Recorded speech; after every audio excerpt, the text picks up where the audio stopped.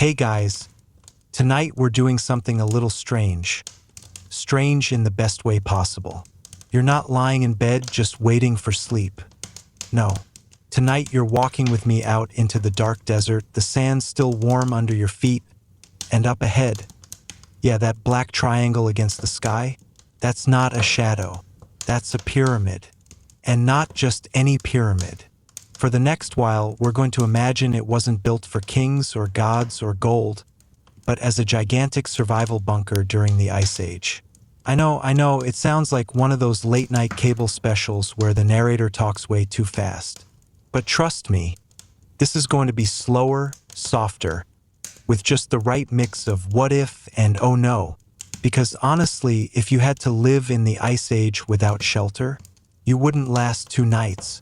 You'd be like that tub of ice cream you forgot in the back of the freezer. Rock solid, but less delicious. So, before you get comfortable, take a moment to like the video and subscribe, but only if you genuinely enjoy what I do here. And I'd love it if you left a comment with where you're listening from and what time it is right now. Now, dim the lights, maybe turn on a fan for that soft background hum, and let's ease into tonight's journey together. You take a slow step, dragging your feet because the sand feels heavier than usual, as though it wants to keep you here. The night air is still, so still you can hear the soft drumbeat of your own heart folding into the hush of the desert. Ahead of you, the pyramid looms higher, a silent giant with its shadow painted across the stars. And in this moment you realize something unsettling. This monument wasn't always standing in heat and sand. Once upon a time, it rose in the middle of an icy wilderness, surrounded by glaciers and frozen winds. Picture that, the Sahara, not as endless dunes, but as a sea of ice, glittering like broken glass under a pale sky.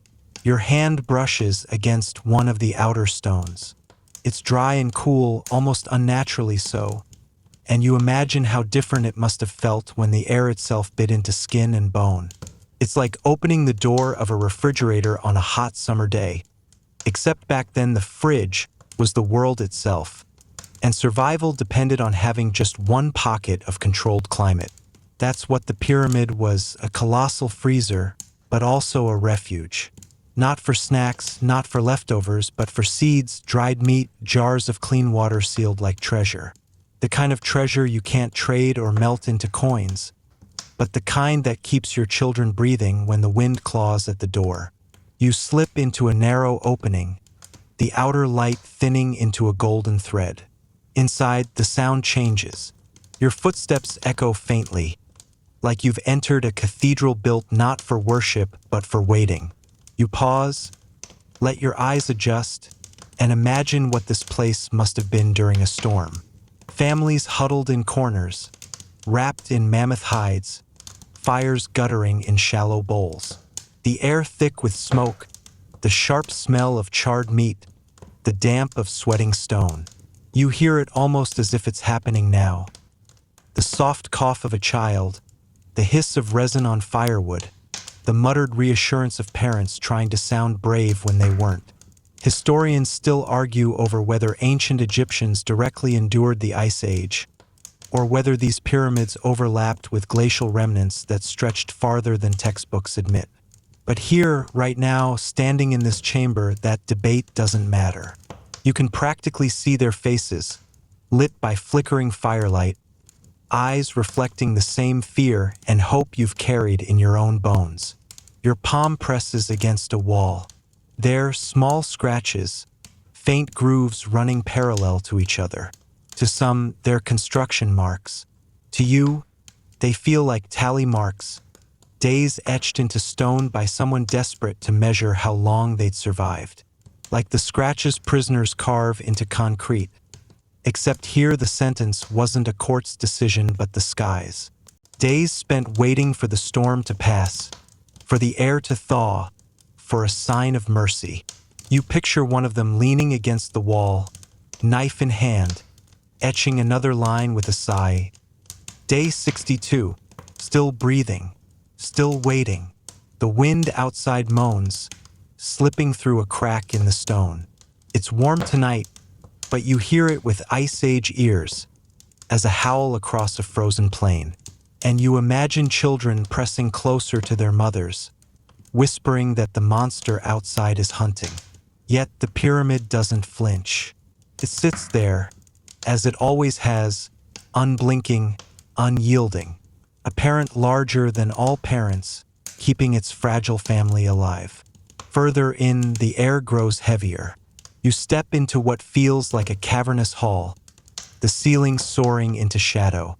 Your voice bounces back at you in faint ripples. Here you picture storage, rows of clay jars, heaps of grain, bundles of dried herbs. Barley especially, a small, humble crop, but one of the oldest companions of humanity. Did you know barley once served as currency? More reliable than gold, more necessary than copper. Inside this hall, barley wasn't money, it was faith in tomorrow.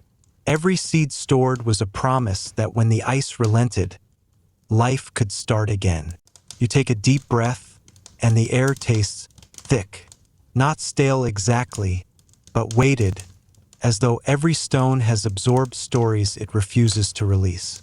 Each step you take is cushioned by that silence, and yet, paradoxically, you feel surrounded by company. They're still here in a way. The echoes of laughter, the quiet of grief, the rhythm of drums. Maybe you've just been awake too long, but you could swear you hear a heartbeat that isn't yours, steady and patient. It's oddly funny. You shiver at the thought of glaciers pressing down on the horizon, even as sweat beads on your forehead from the desert heat.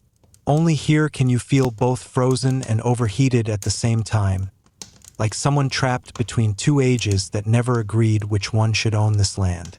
You wipe your brow and chuckle softly to yourself. If ancient engineers had installed air conditioning, you'd probably call them wizards. Instead, they left us stone geometry and a mystery big enough to keep you awake at night. You keep walking deeper, and the air turns cooler, like the stone itself remembers frost.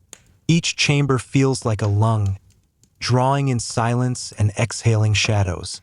You imagine families long ago tiptoeing through these same passages, carrying baskets of grain, jars sealed with pitch, maybe even small pets clutched tightly to their chests.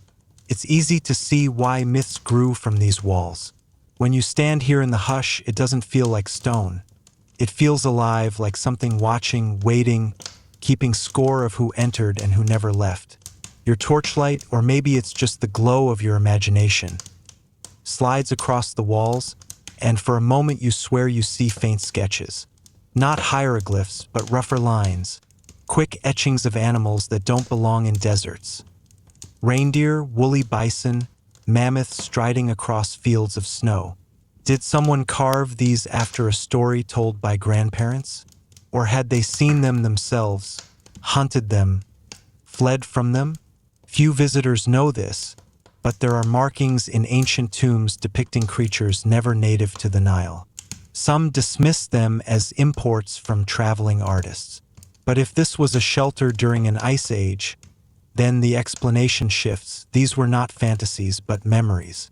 You pause to listen. For a second, you're sure you hear faint dripping, a drop of water falling in the dark. And suddenly you realize, yes, of course, deep underground chambers would have collected meltwater, a natural cistern hidden from the raging cold above. This wasn't just architecture, it was plumbing for survival. It's like discovering that your great-grandparents didn't just build a house, they installed a life support system centuries before anyone coined that term. Imagine crouching here thousands of years ago, holding a clay cup, waiting for that slow, precious drip of fresh water. Every drop a lifeline. And then you look at the stone again, at the engineering so precise it keeps temperature steady across millennia, and you can't help but smirk. People today argue about whether they could last a week without Wi-Fi.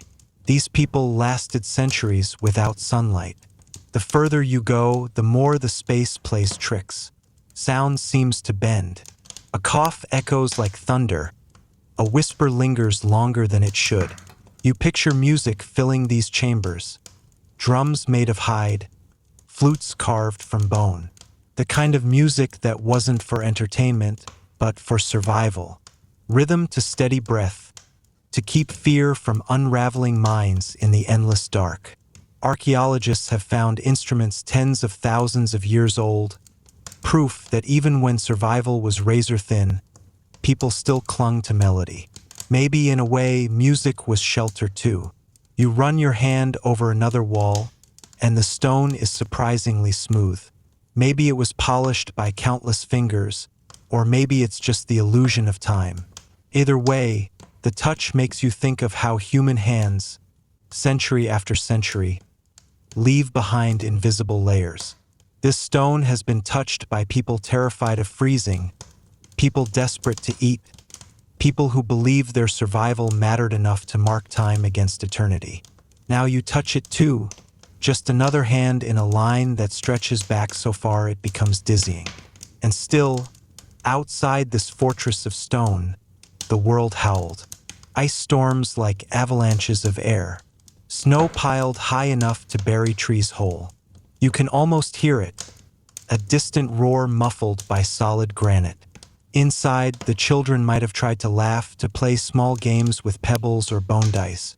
Maybe they were told stories about how one day the sky would soften, the rivers would run, and the doors of the pyramid would open again. Imagine being a child growing up in here, your whole world stone and shadow, believing the sun was a legend. The thought makes you laugh gently, because it's not so different from kids today being told about cassette tapes or dial-up internet. To them, those things are myths too. Time has a way of turning yesterday into fairy tale. You stop at another doorway. The arch is low, forcing you to duck. Your breath fogs in front of you, even though you know it shouldn't. And on the other side, the chamber feels narrower, intimate, almost like a bedroom.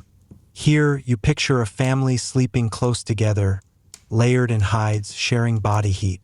The air thick with the scent of sweat and smoke. Survival, at its most basic, was always about proximity, huddling close enough that the cold couldn't steal each breath. And somewhere in this moment, you feel something curious. Not pity, not even fear, but a quiet respect. Because they didn't just endure. They built this. With tools so simple you could hold them in your pocket, they raised mountains of stone that still outlast steel and glass. It wasn't vanity. It wasn't grandeur. It was love, the desperate kind that makes you pile up stones taller than giants because your children's lives depend on it. Your footsteps fade into silence. You let yourself lean against the wall, exhale slowly. It's heavy the way the past presses in here. Heavy, but soft too, like a blanket woven from centuries. You half expect the stone to whisper back, to tell you it remembers every heartbeat that echoed in this hall. And in a way, maybe it does. You chuckle again, softly, because echoes carry. You think about how strange it is that we call these pyramids tombs, when perhaps their first purpose was to be wombs. Cradles of humanity, protecting fragile life against the cruelty of the ice. And as you take one last step deeper into the dark, you realize the journey has only just begun. The deeper you walk, the more your senses warp. The air feels layered, one breath warmer, the next cool like it's brushed by invisible ice. It makes you think of opening your freezer door and your oven door at the same time. A confusing rush of climates, as if the pyramid hasn't quite decided whether it belongs to fire or frost. And you, standing in the middle, are caught between two worlds. Now let's pull the curtain back a little. Imagine the Sahara not as a desert, but as a place swallowed by glaciers. Vast slabs of ice grinding against stone, carving valleys, leaving scars that would one day be buried by sand. If that sounds impossible, remember, landscapes shift, climates pivot. Thousands of years ago, people would have stood where you're standing and seen nothing but endless white stretching toward the horizon. Forget camels trudging through dunes. Picture reindeer stepping cautiously across frozen ground, mammoth herds leaving deep tracks in the snow. And here, in this frozen empire, a pyramid stood like a lantern, its sharp edges glittering with frost, a man-made mountain daring the ice to swallow it whole. You pause, and in the silence you hear it, the faint whistling of wind threading through unseen cracks. It's not just background noise, it's memory, the sound of a blizzard caught in the stone, still replaying itself centuries later. You press your ear to the wall, and for a moment it hums. Not with voices, not with ghosts, but with vibration. Granite, after all, expands and contracts with temperature. Maybe those shifts created a natural resonance. Maybe the walls themselves sang, low and steady, whenever the cold pressed too hard. To the people here, that hum would have been comforting, almost holy. A lullaby written by physics. You picture stepping outside, onto a plain of ice. The sun is pale, the air sharp enough to sting your lungs. A group of survivors, men, women, children, struggle back toward the pyramid, dragging sleds piled with food scavenged from frozen beasts. Their clothes are patched together from hides, stitched with sinew, nothing like the flowing linen robes we imagine Egyptians wearing. Here, linen would have been useless, a joke.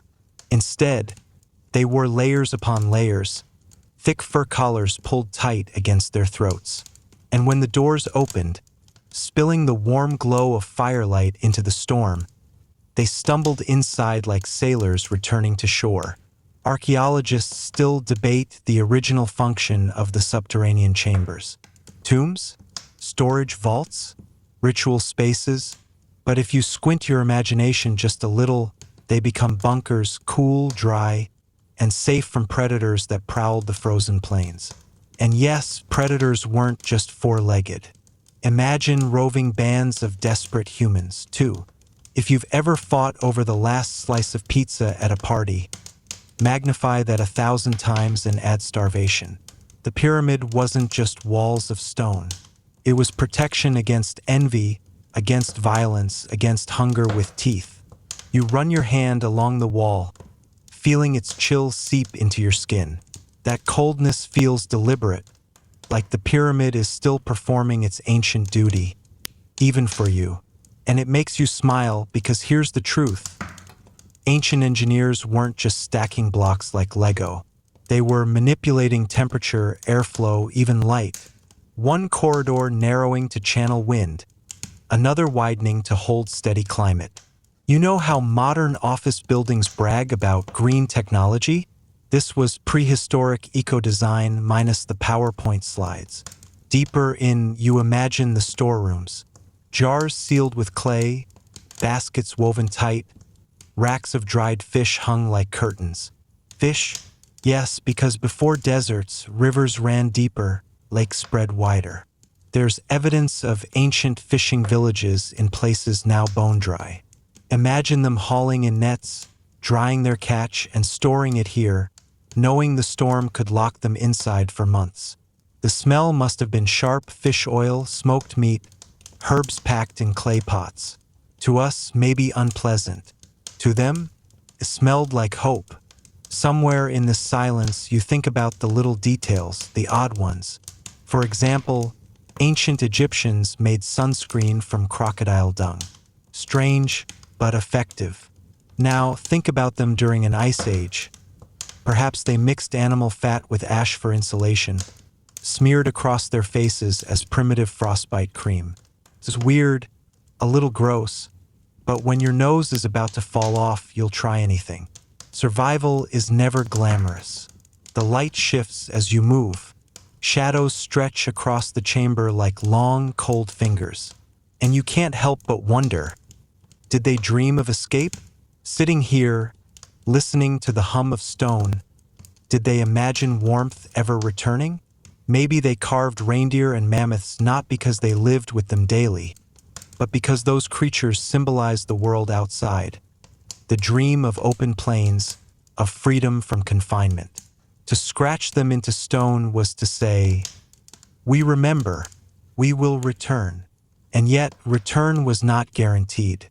Scholars debate whether climate shifts came gently or brutally, whether ice melted gradually or disappeared in violent fits. Either way, for the families inside, there was no timeline, no forecast. Just waiting. You can almost hear a child asking, "When will it end?" And a parent lying, "Soon." You pause, smile wryly, because that's humanity in a nutshell. We build vast structures of stone just to protect the fragile act of lying to children so they'll sleep easier. The pyramid stands unmoved, as it always has, while the ages twist around it. Tonight, though, you're not looking at it as a tomb. You're standing in its corridors, feeling its pulse, and you understand. Once, this was a heartbeat of survival in a frozen world. And with that heartbeat steady in your ears, you take another step into the dark. The chamber seems endless. Every step you take, your own echo answers back, as though someone is following a pace behind you. It's easy to joke that the pyramid is trolling you, stone playing hide and seek with sound, but there's something oddly comforting about it. If you were one of those Ice Age families, you wouldn't feel so alone. The building itself would feel like company, answering your voice, breathing with you. You imagine the fires lit in braziers, the glow bouncing off walls that were never meant to be seen by daylight, smoke curling upward, staining the ceiling black, families sitting in a ring, hands outstretched to the flames, food roasting slowly, the fat sizzling and popping, the smell thick, filling lungs with warmth as much as the heat did. And outside was white nothingness. Snow piled against the walls, winds screeching. In here, it was fragile civilization, warmth, food, stories. That's the secret glue, isn't it? Stories. Even in survival, maybe especially in survival, people told tales. Not just to pass the time, but to stitch themselves together. You can picture it. One elder speaking softly about a golden sun that would return, about green fields waiting beyond the ice. The children listening, wide-eyed, believing not in evidence, but in need. That's the thread of human history. Belief woven stronger than stone. The pyramid, in this light, wasn't just architecture. It was theater, too. The echoing halls made every story sound grand, every drumbeat thunderous, every whispered prayer magnified. And the people inside would have felt small but held, like being wrapped in a parent's arms. As you run your hand along another block, you wonder how they built it. Not in terms of ramps and pulleys, that's an old debate. You wonder how they convinced themselves to keep going. Block after block, year after year, generation after generation. All to prepare for a storm that might outlive them. Imagine laying a stone knowing you might never see the storm's end. But maybe your grandchildren would. That's patience. That's faith. Honestly, that's the kind of patience you wish Wi-Fi routers had. Historians argue endlessly. Tomb, temple, storage, observatory. But that's the thing. Categories are modern obsessions. For people of ice and hunger, it wasn't about labels. The pyramid was everything. Shelter, storage, fortress, church, home. Could hold your grain, your fire, your prayers, your fears. Could hold you. You let that thought settle as you sit against the wall, stone pressing cold against your back. The silence is thick, almost liquid. You close your eyes, and for a moment you're not in 2025 or any year you know. You're sitting among them. You can almost hear a lullaby in a language long forgotten, hummed softly to a baby wrapped in hides. You see a teenager sharpening a bone knife, trying to look serious while secretly terrified. You see parents counting jars, dividing food, calculating weeks. You see hope, fragile but burning, flickering like the fires they built. And then you remember the strangest part is not that they survived. The strangest part is that their work still stands, still towers above the desert thousands of years later, stubbornly intact while our modern towers crumble after a few decades of neglect. There's irony for you. We think of ourselves as advanced, yet their survival shelters outlast our skyscrapers. You breathe slowly, smile to yourself, and whisper, "You built this for survival." We call it a tomb, but maybe, just maybe, it was always a womb. The stone does not answer, but in the silence you swear you hear that low hum again. Steady, patient, eternal. And so you stand, stretch your shoulders, and keep walking deeper into the story. The corridor squeezes tighter, and for a moment you feel the walls breathing against your shoulders. Your steps crunch faintly on grit, each sound ricocheting into the dark until it becomes a soft chorus behind you. It's unsettling in the best way, like the pyramid is rehearsing your movements, learning your rhythm. You duck beneath a low arch, and suddenly the air shifts. It's cooler, sharper, like a blade grazing your cheek. Somewhere deep inside you, your body knows. This is Ice Age air, trapped, waiting, whispering. Now you picture the outside again. Not the desert you know, but the world glazed in frost. The Sahara as tundra, the Nile frozen in sheets of pale blue glass. Imagine stepping onto its surface, hearing the crack of ice echo like thunder beneath your boots. No papyrus boats, no crocodiles sunning on the banks, just a silent river stiff with winter. And in the distance, smoke trails climb into the sky from fires at the pyramid's entrance. That smoke wasn't for rituals. It was a beacon, a signal that life, fragile but stubborn, still pulsed here. You run your fingers along another block of stone. They're massive, absurdly massive, and yet fitted so closely you couldn't slide a credit card between them. How did they do it? That's the eternal question. But here's the twist. Imagine the hands that set them weren't building for ceremony, but for survival. Picture workers chiseling not for the promise of a king's afterlife, but for the urgent need to outlast winter. Suddenly, every hammer strike becomes less mysterious. People do extraordinary things when their children's lives depend on it. You pause in a larger chamber. The ceiling soars out of sight, and your voice comes back to you twice, as if the air itself wants to keep you talking. You picture this as a gathering hall, the heart of the shelter. Families clustered around, voices layered like threads in a tapestry. Someone telling stories of hunts, someone teaching children how to shape flint, someone laughing too loudly just to push the fear away. And through it all, that endless hum of stone. Here's a strange fact. Granite, under pressure, produces piezoelectricity, tiny currents that hum invisibly. If you were here in an Ice Age night, in the silence of a frozen world, maybe you'd have felt it as a vibration in your chest. A natural comfort. Not divine, not supernatural, just physics. But when the only thing between you and death is faith, physics can feel like prayer. You smile because it's funny in a bittersweet way. We put so much effort into explaining mysteries, breaking them down into lab results and diagrams. But back then, they didn't need proof. They just felt the hum and called it sacred. And in the end, maybe it worked better. You imagine yourself sitting among them, sharing dried berries or strips of smoked fish, listening to the storm gnash its teeth outside. Someone pulls out a drum, soft hands tapping a heartbeat rhythm, and suddenly the room feels less like a bunker and more like a song. Because survival isn't just food and shelter. It's rhythm. It's hope.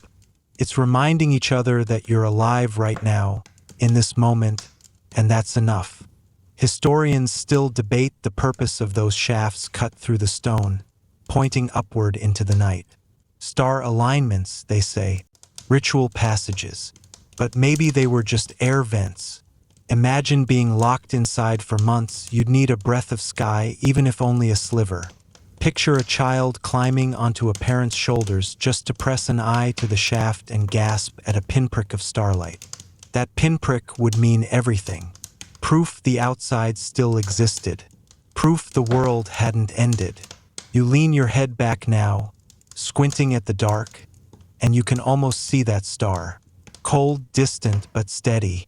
The same star they might have stared at thousands of years ago, waiting for ice to break, for grass to grow again. And here's the thought that makes you laugh under your breath. People today argue over whether aliens built the pyramids, as if humans couldn't possibly be desperate, patient, or brilliant enough. But desperation is a better architect than any visitor from the stars. Hunger lays stones straighter than mathematics. Fear of extinction carves sharper than any laser. Aliens didn't need to build this. People did. People who were terrified of freezing to death. And in that terror, they created eternity. The wind sighs again through the stone, softer now, almost kind. You pull your arms close, not from fear, but from awe. You can feel it, can't you? That pulse, that persistence. The pyramid isn't just history, it's breath. It's survival fossilized in stone. And as you stand there, the air growing colder, you realize the night is still young, and the story has only just begun to unfold.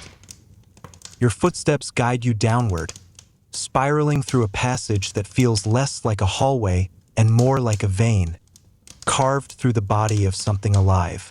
The air presses heavier now, tinged with dust and the faint mineral scent of stone that hasn't been touched for millennia. You drag your palm across the wall, cool and rough, and the sensation makes you think of skin that has weathered too many winters. This pyramid, it isn't just a structure. It's a survivor, older than every empire you've read about, still standing while dynasties rose and fell like waves against its base. You try to picture the first night they huddled here. Not tourists with cameras, not researchers with headlamps, but families wrapped in furs, eyes wide at the growl of the wind outside. Snow drifting down the causeways, piling against the massive stone entrance. And inside, voices whispering prayers to gods who might have been little more than the embodiment of hope itself. You hear one child asking if spring will ever return, and a mother stroking hair with the only answer she has: a story. Stories were more than entertainment, they were survival.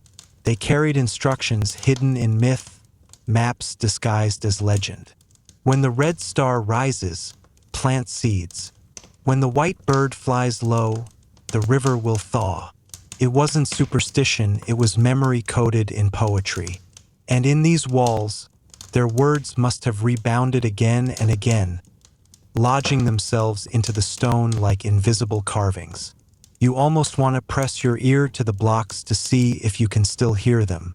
Here's a curious fact. Archaeologists once found traces of soot high in the chambers, higher than ladders could reach. Some argue it proves torches burned here. Others suggest mirrors bounced light deep inside. But what if it was something simpler? Fires lit as high as possible to fill the chambers with warmth. Because heat rises, and when winter gnawed, every ember counted. Imagine climbing crude scaffolding, arms shaking, just to place a flame closer to the ceiling. Not ritual practicality. Survival disguised as sacred ceremony. The deeper you walk, the more you feel the paradox. This space is both claustrophobic and vast, both suffocating and freeing. You chuckle softly.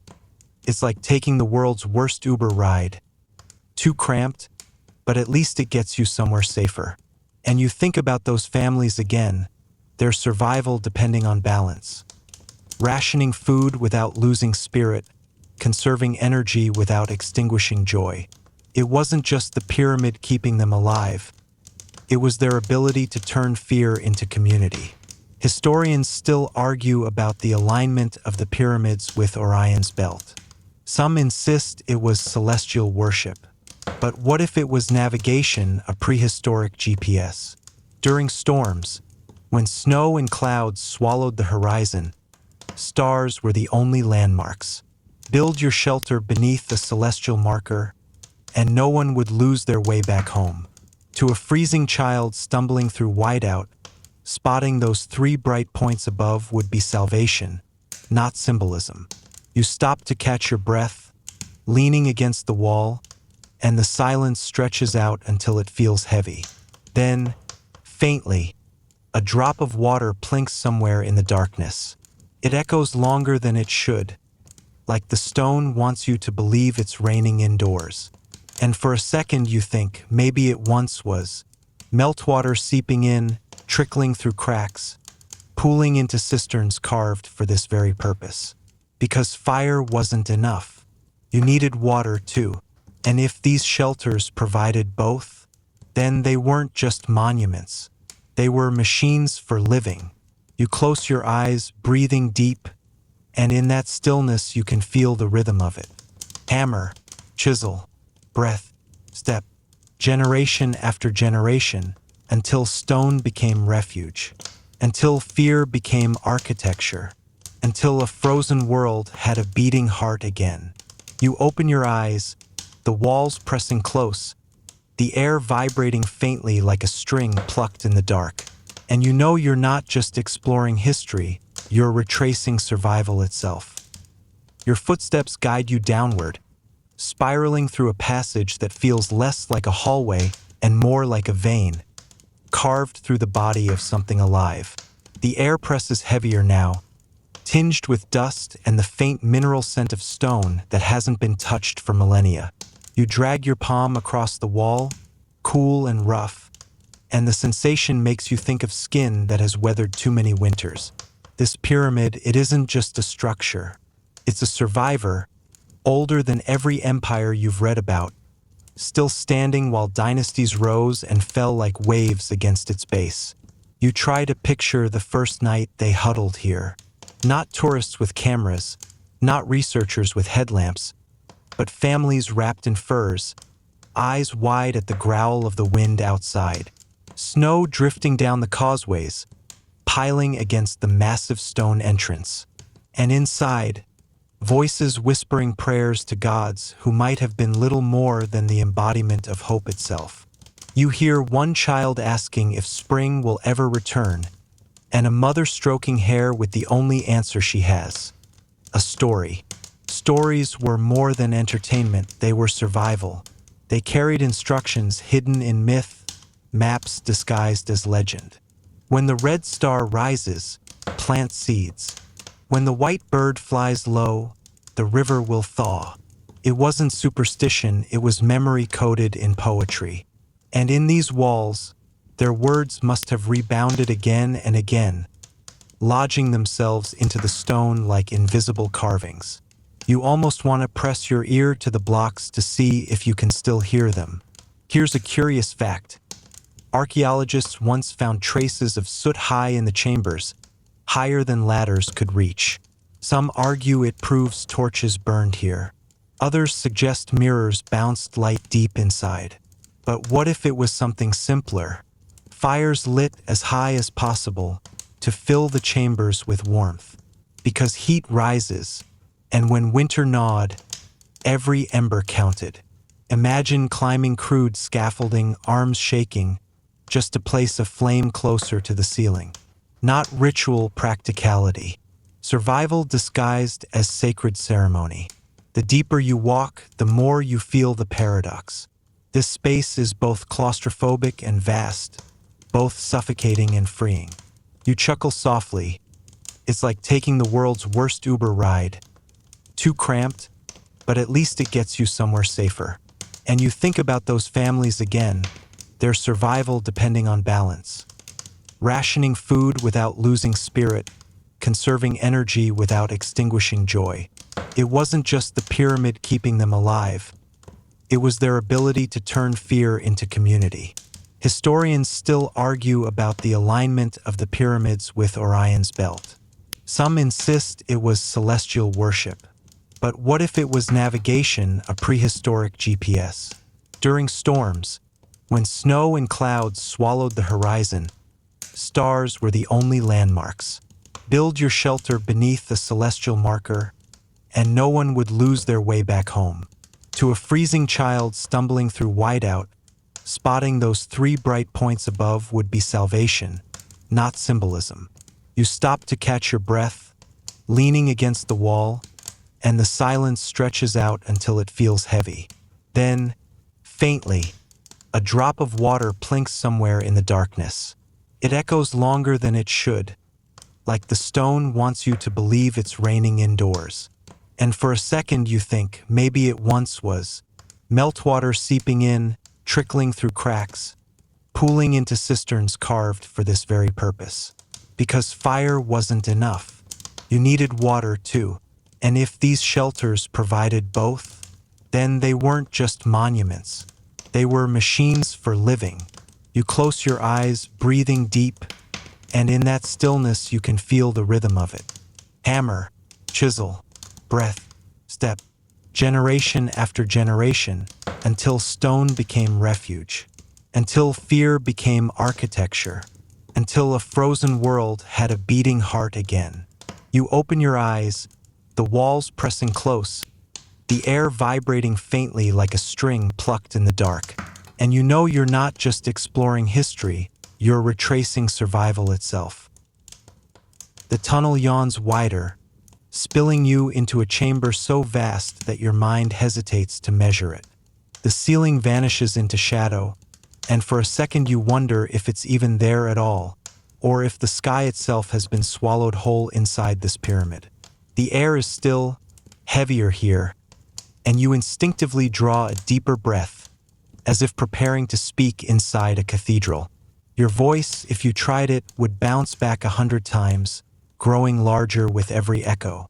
That's when you realize this wasn't just shelter. It was stage. Picture it. The cold pressing in from all sides outside, while in here, fires ringed the floor, smoke layering upward like ghostly curtains. Families gathered in concentric circles, and at the center, a figure rose. Not king, not priest, just the best storyteller in the group. The one who knew how to turn fear into legend. They would lift their arms, voice booming against the stones, weaving together fragments of memory and imagination until children forgot their hunger and adults remembered why hope mattered. It's funny, isn't it? We think of pyramids as mute, but really they were instruments. Their very shape bent sound, magnified whispers, turned a human story into thunder. If you've ever spoken into a cheap karaoke mic at a family party, you know that thrill of your own voice bouncing back bigger than you thought it could be.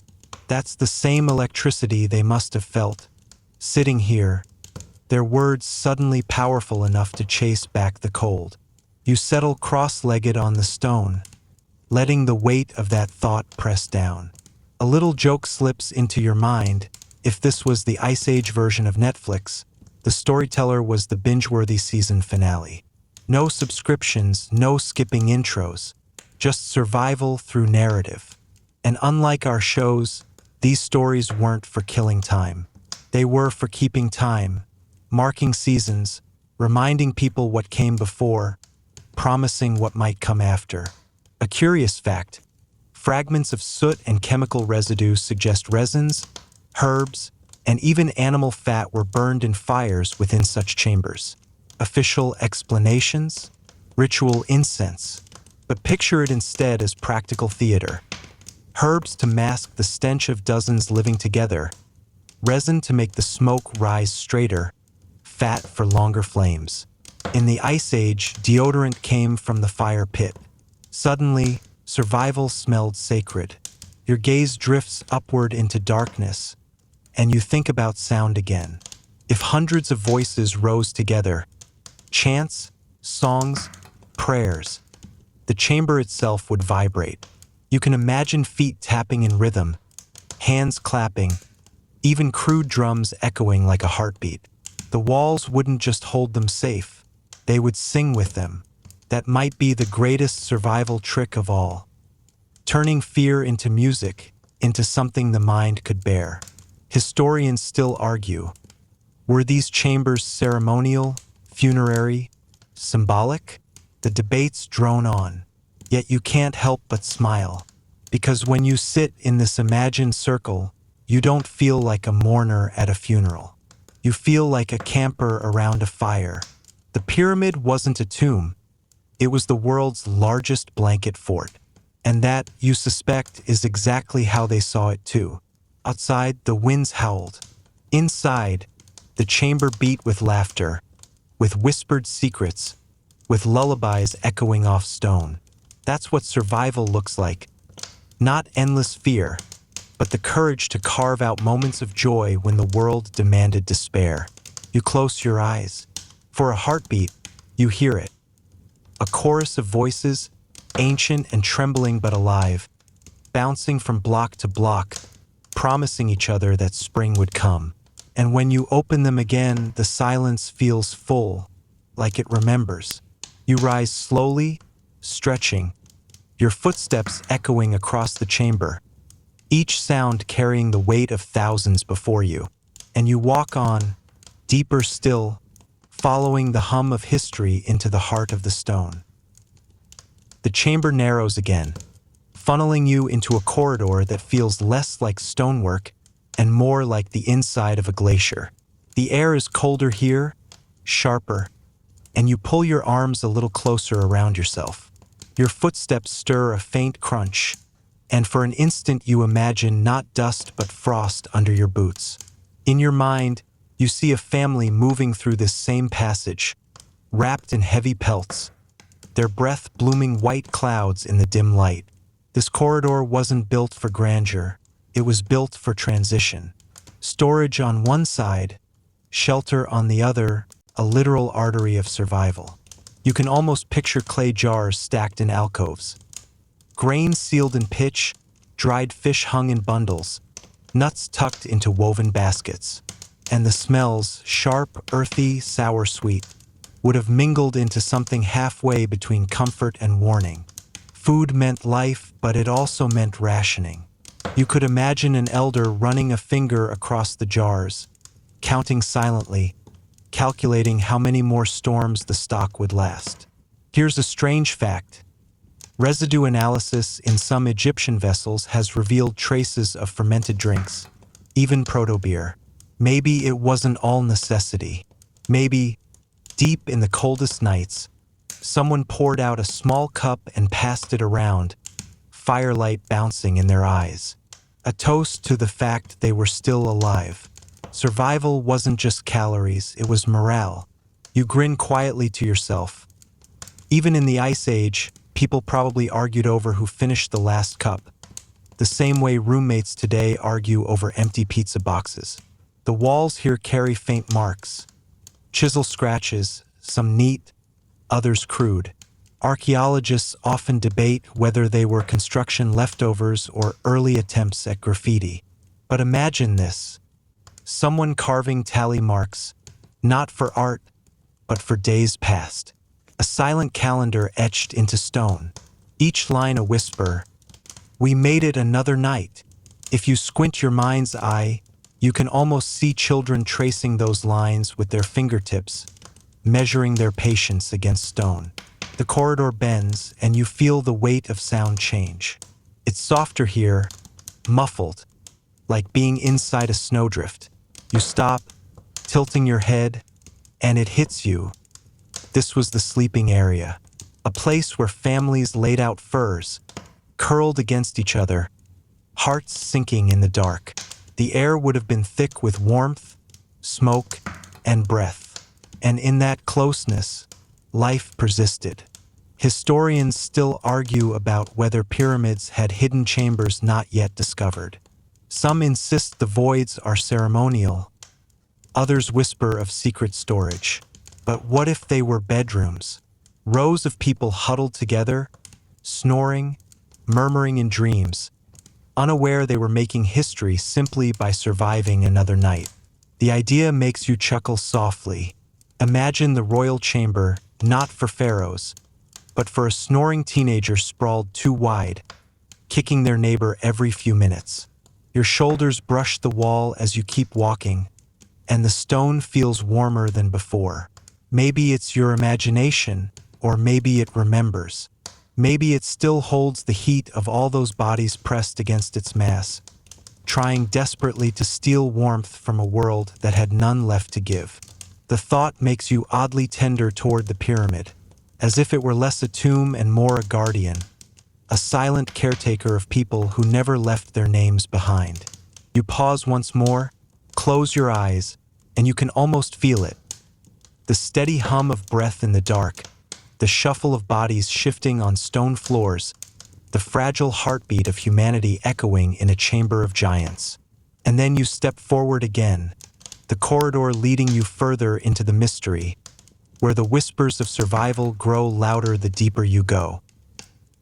The passage finally widens again, and the stone seems to open into a hall that feels more intentional than anything you've seen so far. It doesn't just stretch, it presents itself. The floor is smoother, the walls straighter, as if the builders here weren't just carving out space but crafting it for gatherings. You hesitate at the threshold, then step inside, letting the silence swell around you. It's easy to imagine this place buzzing with people. Not rows of mourners, not solemn priests, but clusters of families sitting together, furs draped across shoulders, voices carrying in low conversation. This was no mere shelter corridor. This was the heart of community. The town square carved inside stone. Picture mothers brushing the tangles out of their children's hair while fathers argued about firewood. Imagine traders laying out their wares, modest as they were. A sharp flint blade, a well-cured hide, a bone needle fine enough to stitch skin. And imagine, most of all, the hum of exchange, not of coins, but of trust. You smirk at the thought. This was basically their prehistoric farmer's market, minus the artisanal kombucha stand. Instead of gluten-free muffins, they traded dried ibex meat. Instead of flower bouquets, maybe bundles of herbs to ward off both cold and smell. Different goods, same human impulse, to gather, to barter, to connect. A curious fact you recall. Archaeologists have found gaming pieces in Egypt older than most civilizations we study in school. Simple things, carved stones, knuckle bones, sticks. So maybe here, after the market closed, laughter broke out. Games played on the floor, wagers of nothing more than pride or the last dried figure. In the middle of hardship, joy sneaks in like that, disguised as play. The walls themselves tell a story. You imagine torches lodged in sockets, their soot still staining the upper corners. The flicker of flames would have danced across the stone, making every face glow gold. The hall would have breathed light, shadows leaping and collapsing, as if the pyramid itself was nodding along to the rhythm of life. And if you strain your ears, you can almost hear the echoes. Clattering jars, sharp laughter, a cough covered by someone's hand, a lullaby rising over it all. The pyramid wasn't silent in its prime. It was noisy, alive, chaotic. Not a mausoleum, but a marketplace of existence. Historians still wrestle with questions about hidden purposes. Was this architecture symbolic, religious, mystical? And yet, when you picture the hall alive with barter, games, and chatter, the answer feels simpler. The builders weren't designing riddles for the future. They were solving problems in the present. How do you live together without freezing? How do you eat without fighting? How do you keep hope alive when the sky is a lid of ice? And here's the thing you love most. Humans always improvise. They make rules, rituals, and jokes, even in the direst times.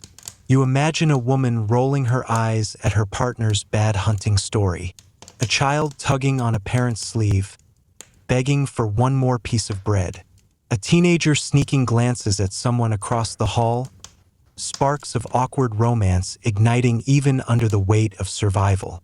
Life finds a way to be messy.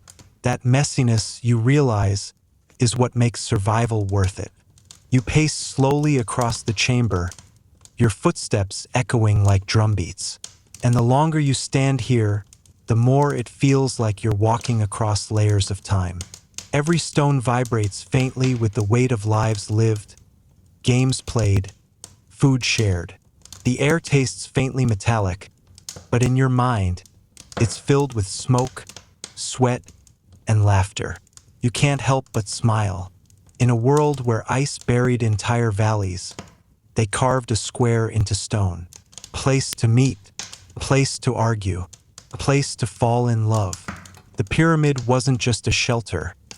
It was a city compressed into a single heartbeat of stone.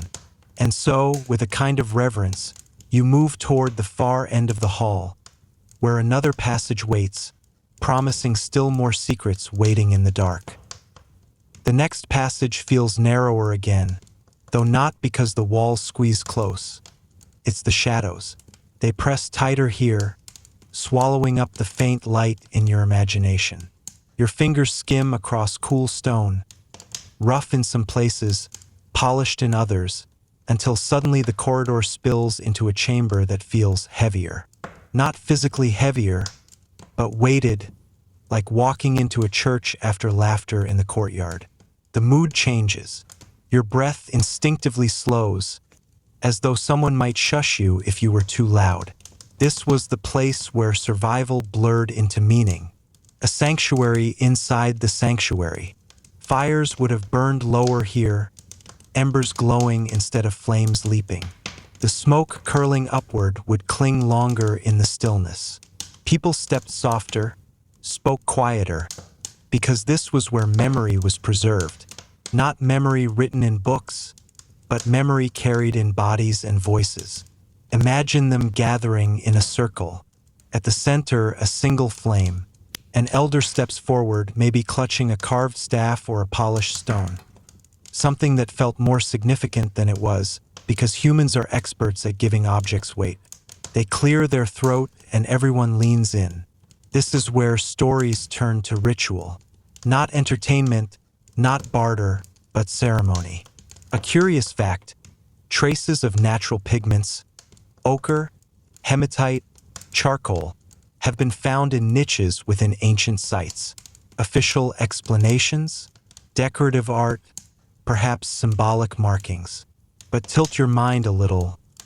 What if these pigments were smeared on skin, across foreheads and cheeks, making every participant into part of the story?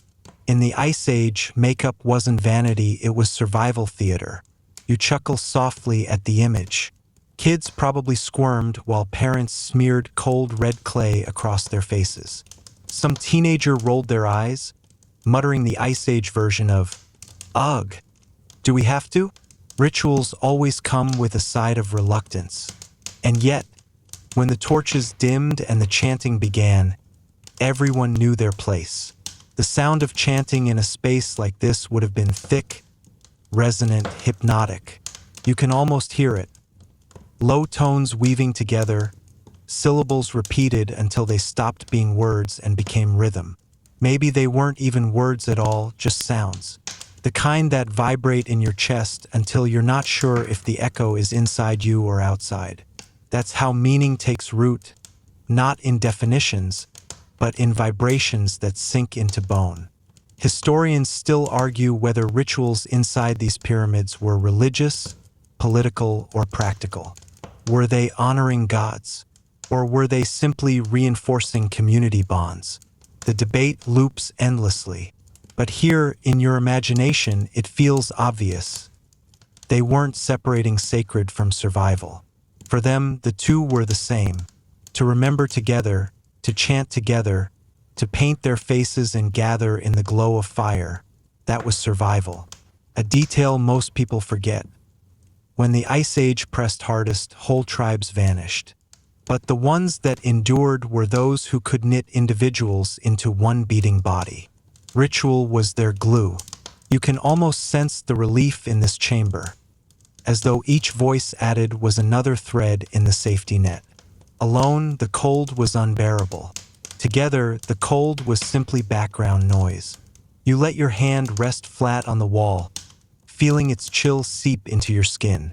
For a fleeting second, you imagine all those voices still trapped here, layered like invisible carvings. Every chant still humming, too quiet for ears but too stubborn to fade.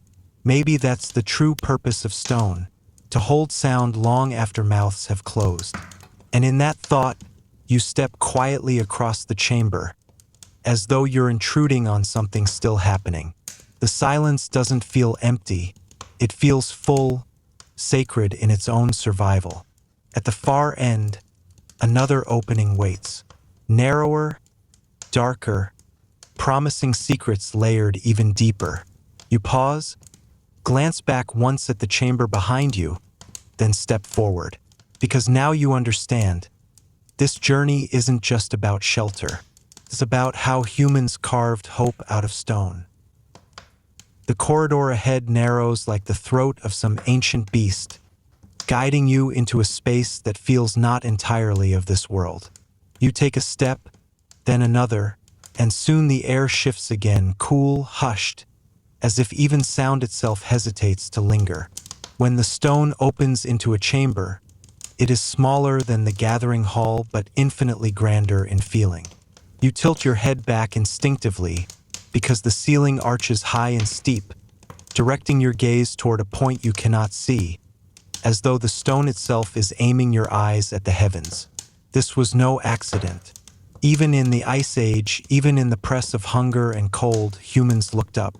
Imagine stepping into this chamber after a night spent under the sky, where stars blazed sharper and clearer than most of us will ever know. The Milky Way stretched like spilled flour, constellations not yet named glowing fiercely against the dark. People walked in here carrying that image in their minds, and here they tried to anchor it in stone. A curious fact: the shafts in the Great Pyramid, long assumed to be air vents, align suspiciously well with stars, Orion, Sirius, Polaris. Astronomers argue endlessly, coincidence or intent? But here, where you stand, the alignment doesn't feel like chance. You imagine a shaft angled just so, letting a single pinprick of starlight pierce the dark chamber. A cosmic lighthouse guiding them to believe they weren't entirely alone. And the myths must have bloomed from that. A hunter chasing a lion across the heavens. A mother carrying water to her children, her jar spilling into stars. A frozen beast shackled to the sky, doomed to circle forever above. The stories weren't separate from survival, they explained it. When storms raged for weeks, when mammoth herds vanished, when children were born weak, they could point to the stars and weave meaning out of chaos. You can almost hear it now. The elder's voice rising again, this time not in chant but in story. Fingers pointed upward, tracing patterns only imagination can bind together. Children wide-eyed, shivering less from the cold than from awe. And adults hungry for reassurance, nodding silently as if to say, yes, this makes sense. The heavens hold a map. You smirk to yourself. Humans have always been obsessed with maps. Today we argue over GPS signals and data plans. Back then, they argued over whether a cluster of dots meant safety or danger. The tools change, but the impulse is the same. We cannot stand the idea of being lost. Historians still debate whether the pyramids were tombs, observatories, or symbolic gateways. The scholarly tug-of-war continues with papers stacked higher than the pyramids themselves. But when you stand here in this imagined Ice Age world, the answer feels simpler. It was all of those at once. Shelter, observatory, story house. The lines blur because to those people there were no lines. The stars mattered as much as bread. Your steps echo, and the sound feels amplified by the ceiling, almost like being inside a bell, waiting to be rung. You wonder if the people here sang upward, testing the acoustics, letting their voices climb into the dark until it seemed the stars themselves might respond. A strange fact: sound in angled stone chambers can create standing waves, vibrations that make your skin prickle. Maybe they mistook that vibration for the voice of the gods. Maybe, in a way, they were right. You pause in the center, and the stillness settles on your shoulders. The pyramid is no longer just shelter. It's telescope, temple, amplifier. A machine made not of gears but of stone and belief. You close your eyes and tilt your head back, pretending to see that ancient shaft glowing with a single star. For a moment, it feels real, as though the heavens themselves are peering back at you. And when you open your eyes again, the chamber is dark, silent, waiting. Another passage yawns at the far end, promising yet deeper mysteries. You take a steadying breath because the journey is shifting. This is no longer just about surviving the cold. It's about surviving the questions that come when you look at the stars too long. So you step forward, leaving the star chamber behind, your mind buzzing with echoes of light and myth. The passage slopes downward now, as if the pyramid itself is inviting you deeper into its lungs. The air feels thicker, less like dust and more like memory. You trail your hand along the wall, and it's smooth here, polished in a way that suggests deliberate care. Not just a corridor, this was a processional route. Every step mattered. Every echo was a drumbeat. You picture a line of figures moving through this very hall. Torches flickering, smoke trailing along the ceiling, shadows stretching like towering giants against the stone. At the front, someone carries more than fire. Maybe a carved staff tipped with bone, or a relic wrapped in hide. The way they walk is slower, heavier. That's how you know you're entering a space where power resided. And power here wasn't crowns or golden masks. Not yet. It was authority granted by survival itself. In the Ice Age, leaders weren't chosen because they looked regal in a statue. They were chosen because they remembered the paths to food, because their hands knew how to spark fire, because their voices could calm the fearful when mammoths didn't return. Leadership was proof of memory and courage. The pyramid held that proof like a treasury. You reach a chamber larger than the last but narrower than the gathering hall. The walls curve slightly inward, creating the illusion of a giant stone embrace. Imagine people lining the perimeter, crouched low, while at the center the leader stood. Their words weren't shouted, they didn't need to be. The acoustics here would have carried every syllable. Try it yourself. Whisper listen in your mind, and you can almost hear it ricochet back to you. A strange fact, sound mapping in ancient stone rooms shows amplification zones, places where a speaker's voice swells unnaturally, vibrating in the listener's chest. To us, it's physics. To them, it was proof of magic. The leader spoke, and the pyramid itself seemed to agree. You grin because humans haven't changed. Today we have microphones and podiums, and people still mistake amplification for authority. Some poor hunter back then probably thought, "Wow, this guy's voice sounds like thunder. Guess we'd better follow him." And follow they did. Historians still debate whether early leaders inside pyramids were spiritual figures, political chiefs, or simply survival experts. Were they shamans? Or practical organizers who happened to stand in the right place when the acoustics hit? The debate drags on, but here, in your imagination, both roles fuse seamlessly. Guidance wasn't about separating the mystical from the pragmatic. It was about embodying both. In the dim light of this chamber, you picture an elder raising their arms, speaking of stars and mammoths in the same breath, weaving survival tips into cosmology. Hunt when Orion rises. Store grain when the moon fattens. Share your fire or the spirits will turn their backs.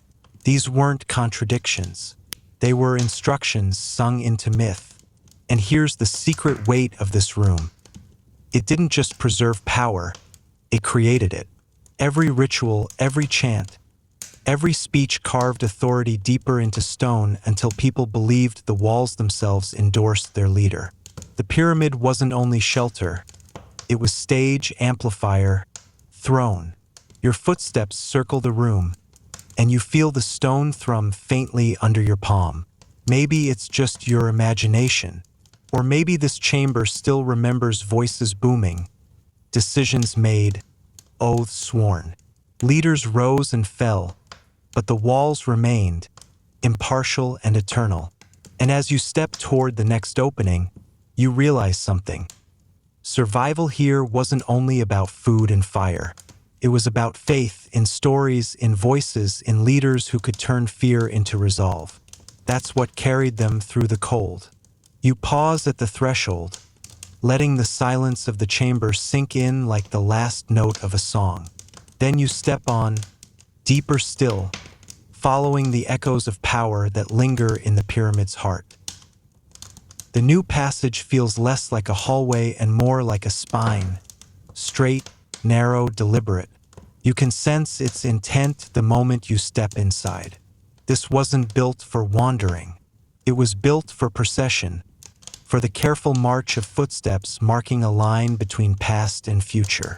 The air feels sharper here, as though the stones themselves are holding their breath, waiting for you to acknowledge the weight of what comes next. At the far end, you emerge into a chamber shaped differently than the others. It is longer, rectangular, with high walls that lean in ever so slightly, creating a feeling of compression, as though time itself is pressing you closer. Along the walls, your imagination fills with alcoves, niches where relics or carved tokens might once have rested. Not simple tools, not casual offerings. No, these were symbols of lineage, because now, in this place, survival and leadership stop being momentary. Here, they become legacy. You imagine the leader standing at the chamber's heart, surrounded by their kin, children wide-eyed, absorbing not just words but posture, tone, ritual. This was where continuity was staged, where one person's survival instincts were turned into a family's claim to enduring power. The Ice Age didn't invent dynasties, but maybe the pyramids did. A curious detail. In later Egyptian tombs, lists of ancestors are carved meticulously, stretching back dozens of names. Were all of those names remembered accurately? Unlikely, but accuracy wasn't the point. The point was to craft a chain so strong no one dared break it. Imagine the Ice Age version. No writing yet, but recited aloud, memorized by heart, repeated at every gathering until no one could question the lineage.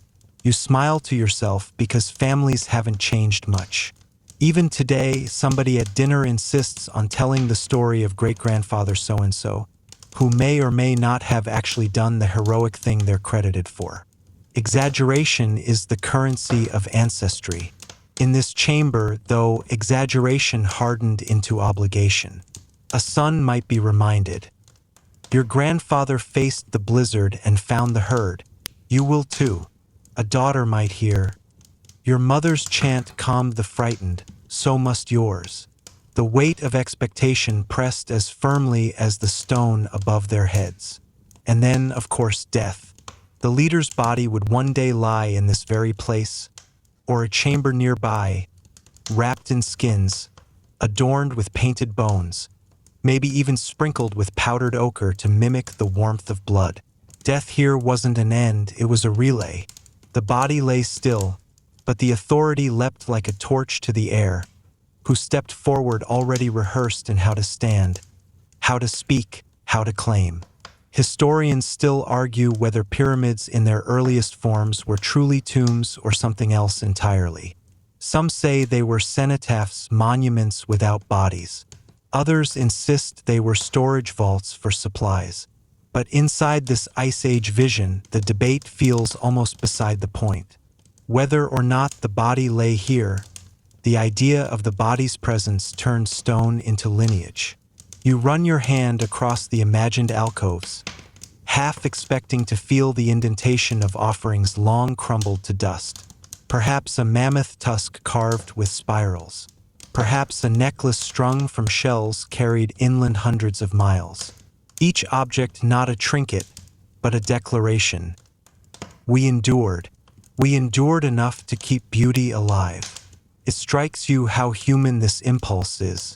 Even when pressed by ice and hunger, we still look for permanence. We still try to smuggle ourselves into tomorrow. The pyramid wasn't only a shelter or a temple. It was a vault for continuity, a place where names might resist the erosion of time. And you, standing here centuries later in imagination, prove them right. Their voices echo through you, faint but insistent. They wanted to be remembered, and in this whispering chamber, they still are. At the far end, another passage awaits, its mouth darker, narrower. You hesitate, not because of fear, but because you sense the shift. What lies ahead isn't about the dead or the living. It's about the forces they believed lay beyond both. You step forward anyway, your own footsteps layering onto a path that countless others once took, deeper into the pyramid, deeper into the intersection of stone, story, and survival. The darkness thickens, and for a moment you wonder if the stones are deliberately trying to unsettle you. The passage twists, low enough that you bow your head, forcing your body into the same posture ancient travelers must have taken. Submission, whether to architecture, to memory, or to something less visible. When you finally step out into the next chamber, the air feels charged, like the silence before a storm. This is not a hall of family. This is a hall of guardians. The walls rise high, taller than before, yet they lean inward, creating the impression of a throat swallowing you whole. At intervals, you see shapes, whether your mind is painting them or whether they're truly there in the stone, you can't be certain. Jagged outlines that suggest claws, serpents, creatures crouching with jaws unhinged. You realize quickly, this chamber was never meant for comfort. It was meant to remind anyone who entered that survival had enemies. Picture it. The tribe gathers here, the leader at the front, the torches throwing monstrous shadows onto the walls. A storyteller steps forward, their voice low and rhythmic, describing spirits that prowl the night. They talk of cold demons lurking in the blizzard winds, of serpent things coiled beneath the river ice, of beasts with glowing eyes watching from the periphery of campfires. And as they speak, the children shiver, the adults nod gravely, and everyone feels the truth settle in their bones. Here's a fact. Carvings from Ice Age Europe often depict hybrid animals, half lion, half eagle, or human figures with antlers. Historians still debate what they mean. Were they gods? Shamans in costume? Pure imagination? In this pyramid, the answer doesn't matter. The hybrids on the wall were guardians and threats all at once. Reminders that the world was alive with unseen power. You can't help but smile at the thought. Humans always need bouncers at the club of existence. Today we hire security guards and install alarm systems. Back then, they painted monsters on the walls. Same impulse, different tech. The chamber would not just scare. It would also reassure. Because in the stories, these spirits could be appeased. Offer fire, share food, respect the silence of the dead, and the beasts would turn from predators to protectors. In other words, the pyramid wasn't only holding bodies and families, it was holding contracts. Invisible pacts struck between fragile humans and an incomprehensible world. You stand still, and for a heartbeat you almost hear the chants. Low, repetitive, breath syncing with drumbeats on hollow wood or stretched skin. Shadows ripple, and in your imagination, the creatures on the walls shift, alive for just a moment, bowing their monstrous heads as the tribe calls for protection. Archaeologists still argue about whether pyramid interiors were ritual theaters or simply practical spaces. Some insist there's no evidence of such performances. Others point out soot stains and odd acoustics as proof of firelight gatherings. The debate rages on, but in this hush, you know one thing. The people here wouldn't have built stone chambers without filling them with story. Silence alone would have been unbearable. and you realize something profound. This chamber, with all its fearsome guardians, was also a comfort, because when the wind howled outside and the Ice Age threatened to swallow everything, people could step inside, see the monsters on the walls, and whisper, "We know your names. You won't take us tonight." You breathe slowly, letting that comfort settle in your own chest. It's strange. Stone carved millennia ago, imagined or real, still has the power to soothe you. At the far side, the passage narrows again, but this time it looks almost like a mouth, a dark tunnel framed by jagged edges. Guardians behind you, something else ahead.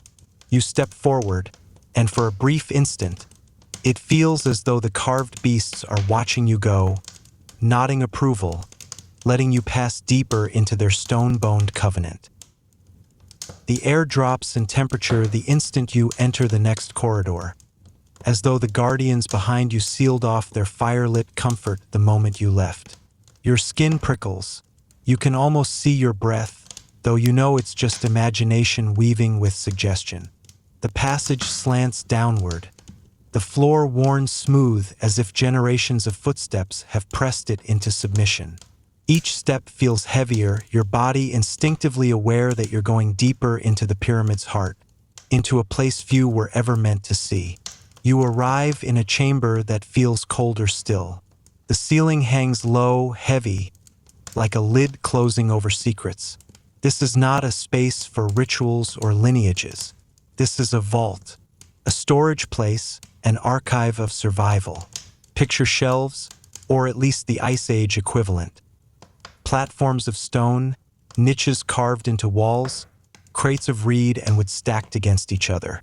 In them, salted meat wrapped in hide, bundles of dried berries sealed with clay, stones filled with melted fat, congealed into fuel. These weren't offerings to gods. These were offerings to the stomach.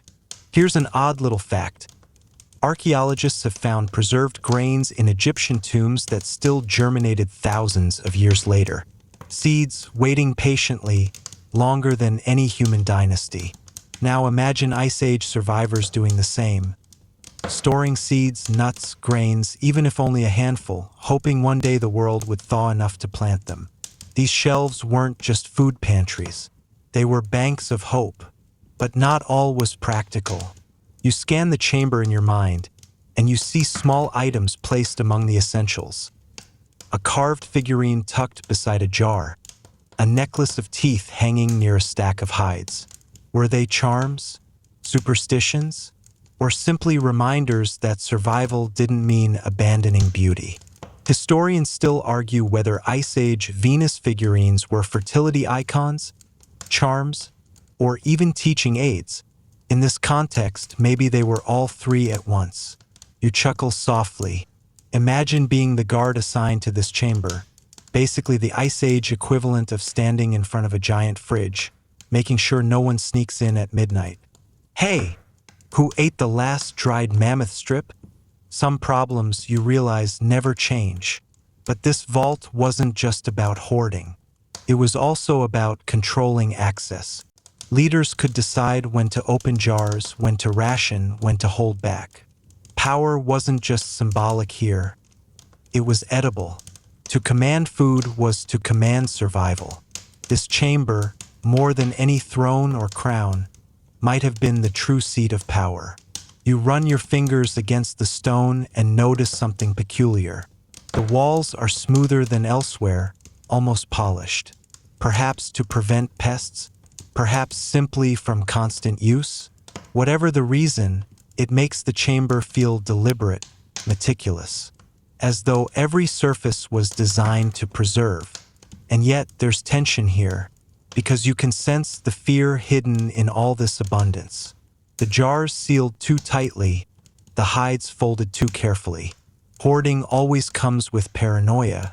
Who can be trusted? Who might steal? Maybe some nights, whispered arguments broke out. Accusations of someone taking more than their share. And perhaps those disputes were settled right here, under the heavy gaze of stone. Archaeologists often find traces of soot in hidden corners of pyramids, tiny alcoves blackened by fires where someone secretly lit a flame.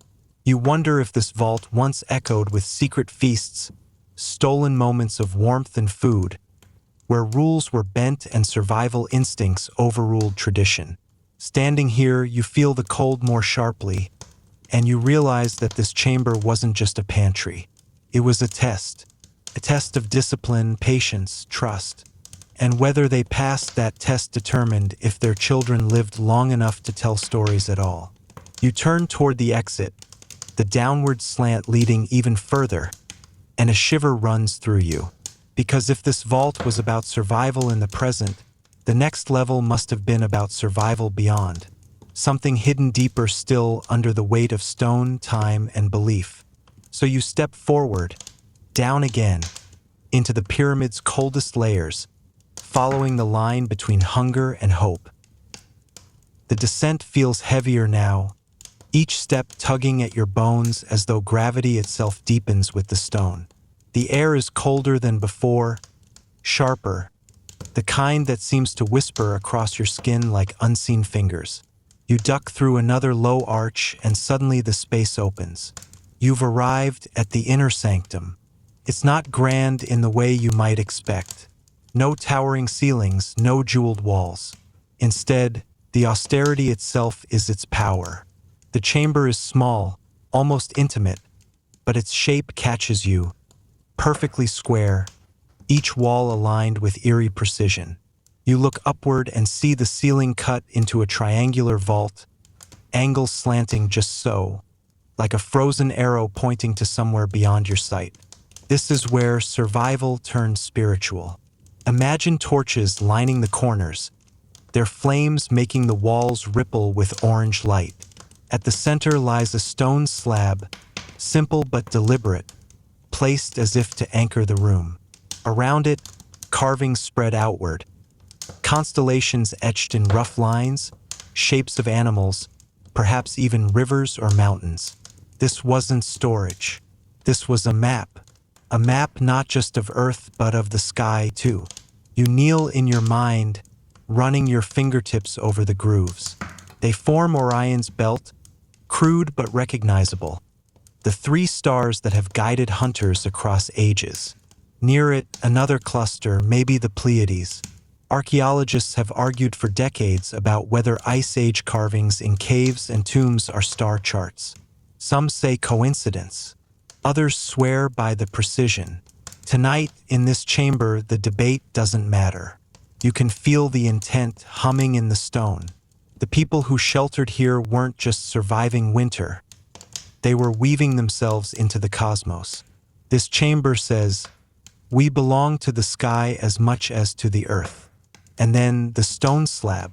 You can't avoid it. Was it an altar? A bed?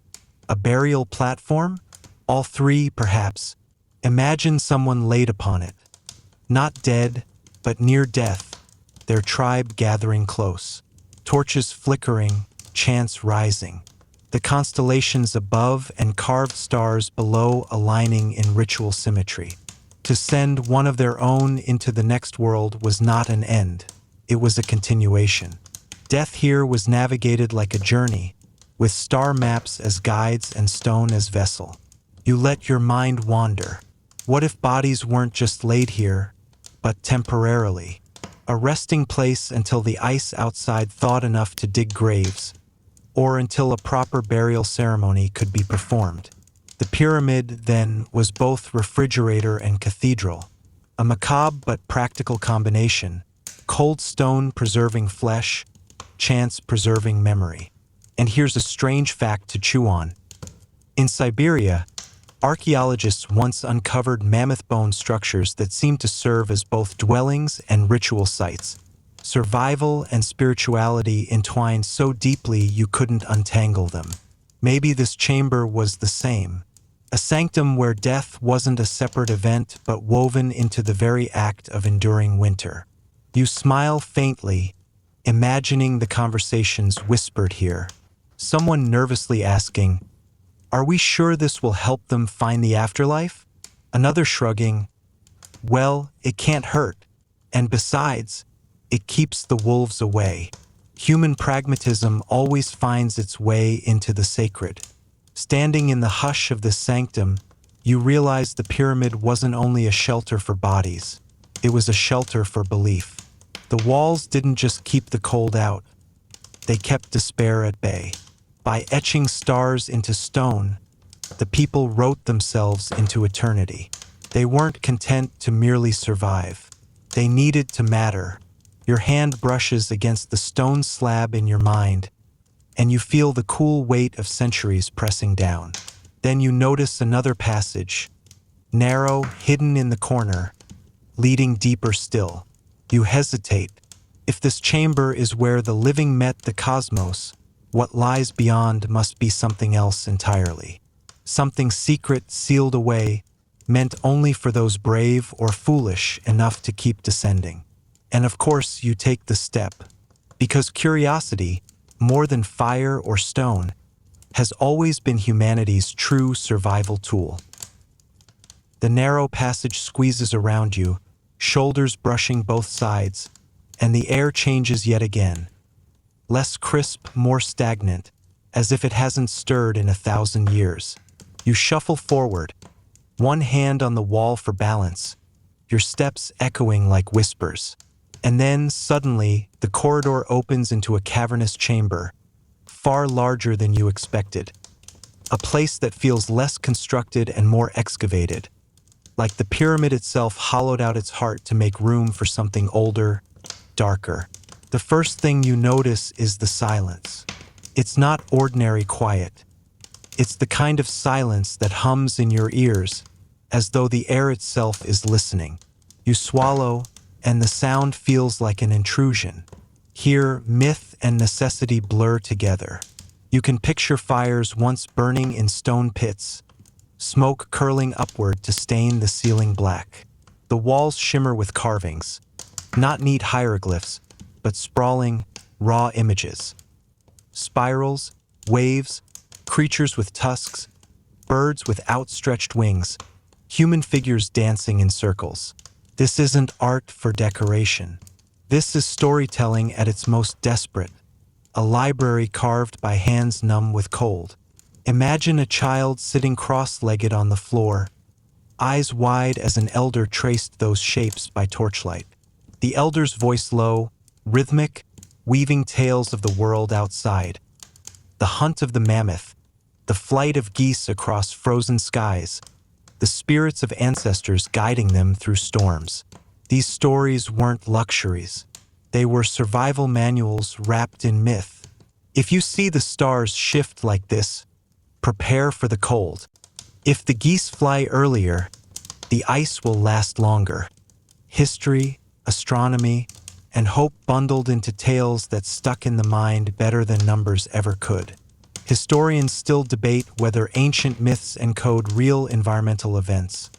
Floods, comets, volcanic winters. Some scoff. Others point to uncanny details that line up with science thousands of years later. Standing here, surrounded by spirals and beasts, you lean toward belief. People don't carve without reason, not when their hands ache with frostbite. Every line was a memory, sharpened into stone so the next generation wouldn't forget. And here's where the chamber gets stranger. Toward the far wall, the carvings shift. No more animals, no more spirals. Instead, you see something geometric, triangles within triangles, lines converging into a peak.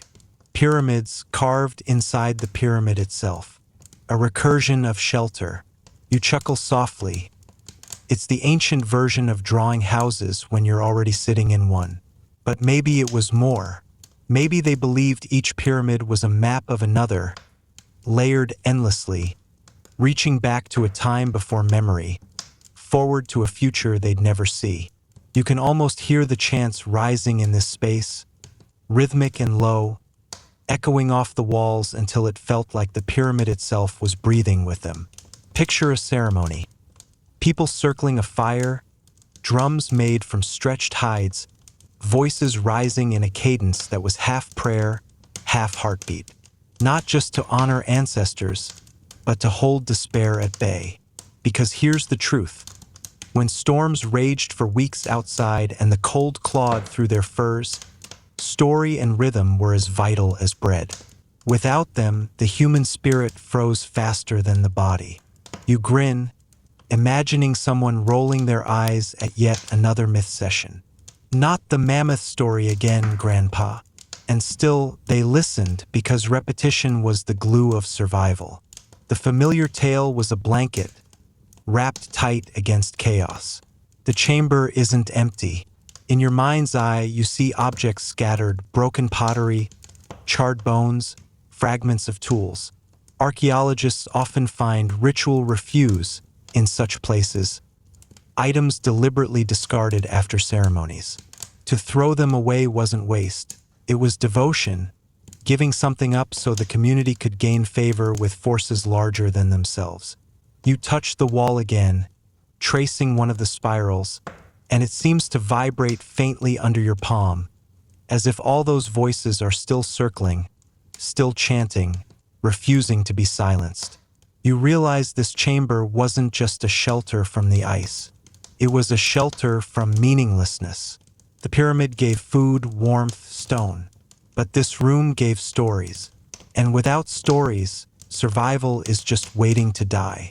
You turn toward the far side of the chamber, where a low tunnel yawns like a mouth. Beyond it, you can feel the air shifting again, carrying not just the weight of myth, but something sharper, more dangerous. If this chamber was memory, the next must be trial. And once again, you step forward, because curiosity is louder than fear. The tunnel slants downward, tighter than before, as if the pyramid is no longer welcoming you but testing how badly you want to continue. Your breath fogs in the cold air, and you picture Ice Age families crawling here, dragging torches, hearts hammering. This isn't the kind of passage you wander into for comfort. This is trial by stone. When you finally emerge, the chamber feels wrong in all the right ways. The ceiling presses lower, the floor tilts unevenly, and the walls seem to curve inward like they're closing in. Instantly, you realize this wasn't made for sleep or storage. It was designed to challenge whoever entered. Picture this: families huddled for weeks inside the pyramid, food dwindling, spirits cracking. What do you do to stop fear from devouring everyone alive? You invent a rite. You make people prove they can endure more than hunger. This room becomes your obstacle course, your crucible. You run your hand across grooves in the wall, deep scratches, uneven, like fingernails clawing stone. Some are deliberate marks of participants tracing their way through darkness. Others, maybe desperation. Archaeologists sometimes find these graffiti of survival. Scratches, handprints, soot stains, signatures of people who wanted to be remembered not as victims but as fighters. Imagine the trial. A young hunter blindfolded, guided only by the chanting of elders. He stumbles, bumps his head, everyone laughs softly, then falls silent when he has to feel his way across cold stone. Each step is symbolic, proof he can navigate both darkness and fear. If he makes it, he emerges on the other side, scarred with confidence. If not, well, let's say the Ice Age didn't offer consolation prizes. And here's the strange twist. Trials like these pop up across human cultures. Ancient Greeks had labyrinth myths. Indigenous tribes around the world practiced vision quests, sweat lodges, ordeals. Always the same principle: survival isn't enough. You must be tested, reshaped, made new. In this pyramid chamber, the Ice Age gave its own version: crawl through stone and come out different. You smirk, imagining one poor soul stuck in here muttering, "Why couldn't we just invent board games instead?" But that's the point. The trial wasn't meant to entertain. It was meant to remind the community that strength isn't optional. In a world where a blizzard could erase your entire tribe overnight, weakness wasn't just a flaw, it was fatal. The floor beneath you crunches with phantom grit, and in your mind you see objects left behind. Broken torches, discarded bones, maybe even small offerings. Archaeologists might dismiss them as debris, but to you they're breadcrumbs of ritual. A shard of flint, blackened by fire, becomes a medal of endurance. A bone gnawed to splinters becomes a reminder of hunger overcome. And then you notice something peculiar. A small alcove carved into the far wall, barely big enough to crawl into. Inside, faint carvings, concentric circles, like ripples in water. Was this the finish line? The place where the initiate pressed their hand, completing the trial? You picture them slapping the stone, panting, triumphant, while others cheered.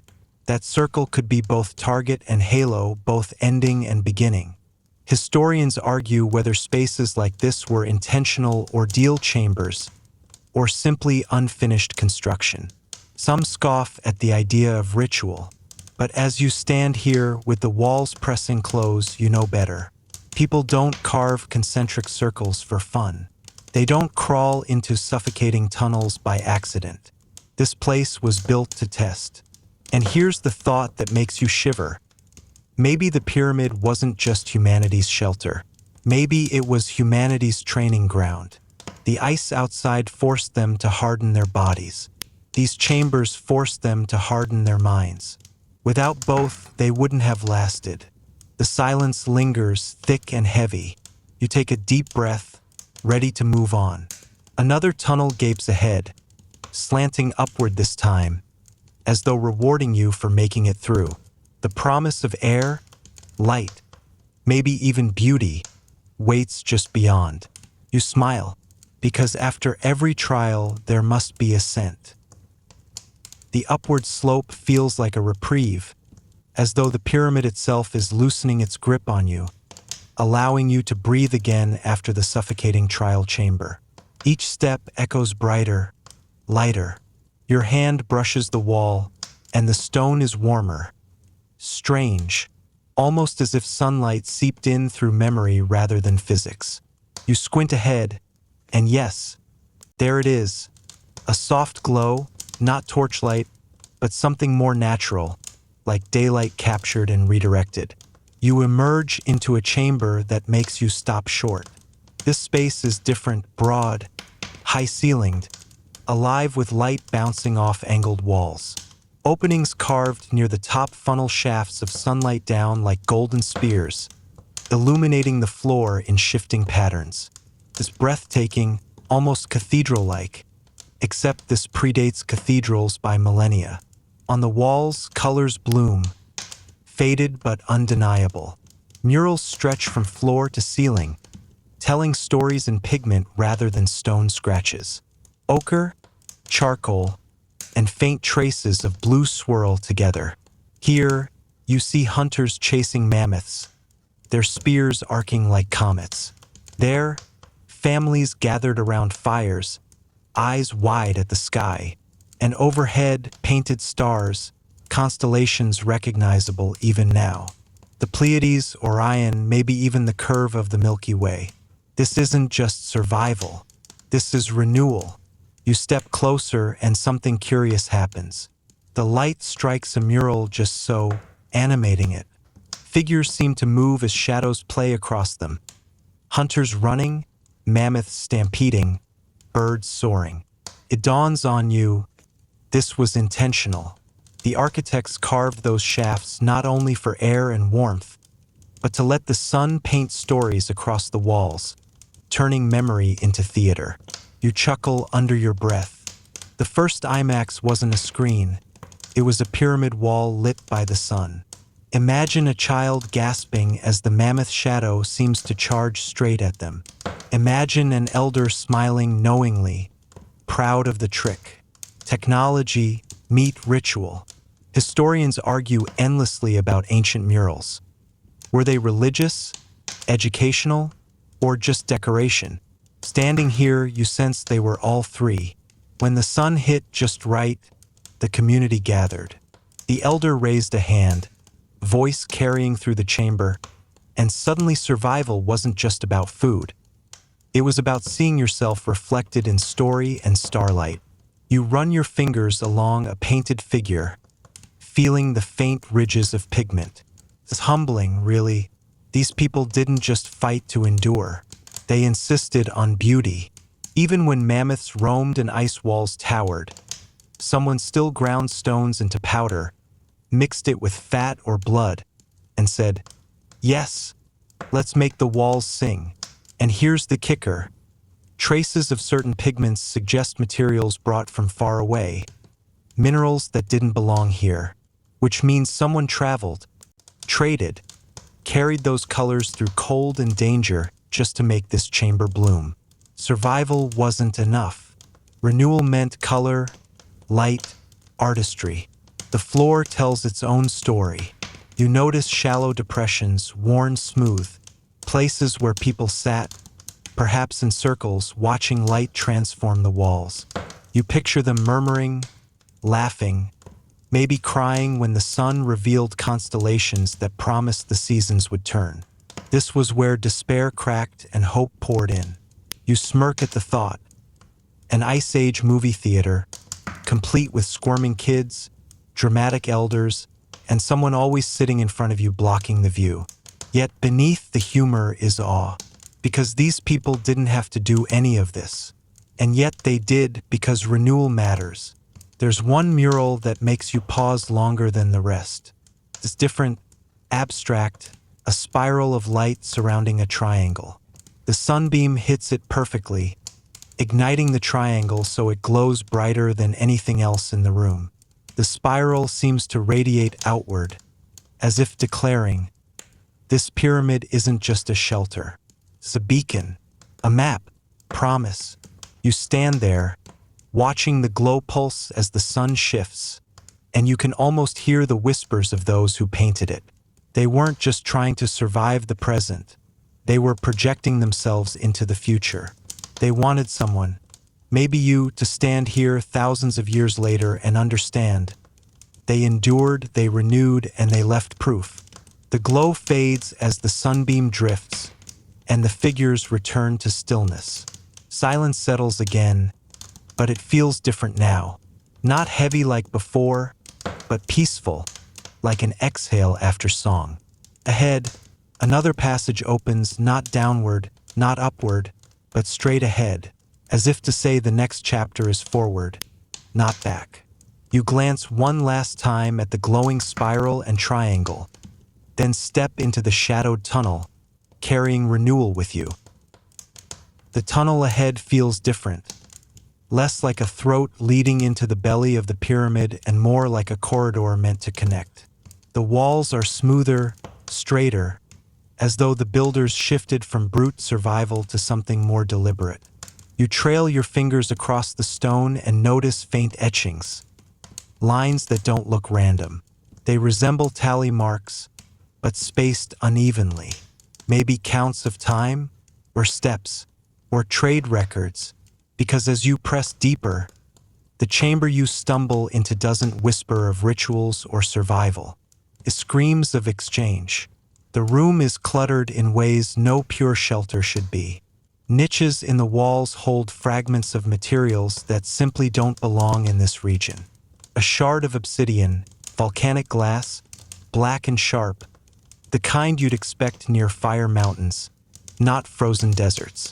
A turquoise bead, faint but unmistakable, its color so vivid against the dull gray stone it might as well be neon. And there, a lump of amber with a trapped insect glowing like honey under torchlight. These are objects from far away, places you'd have to cross impossible distances to reach.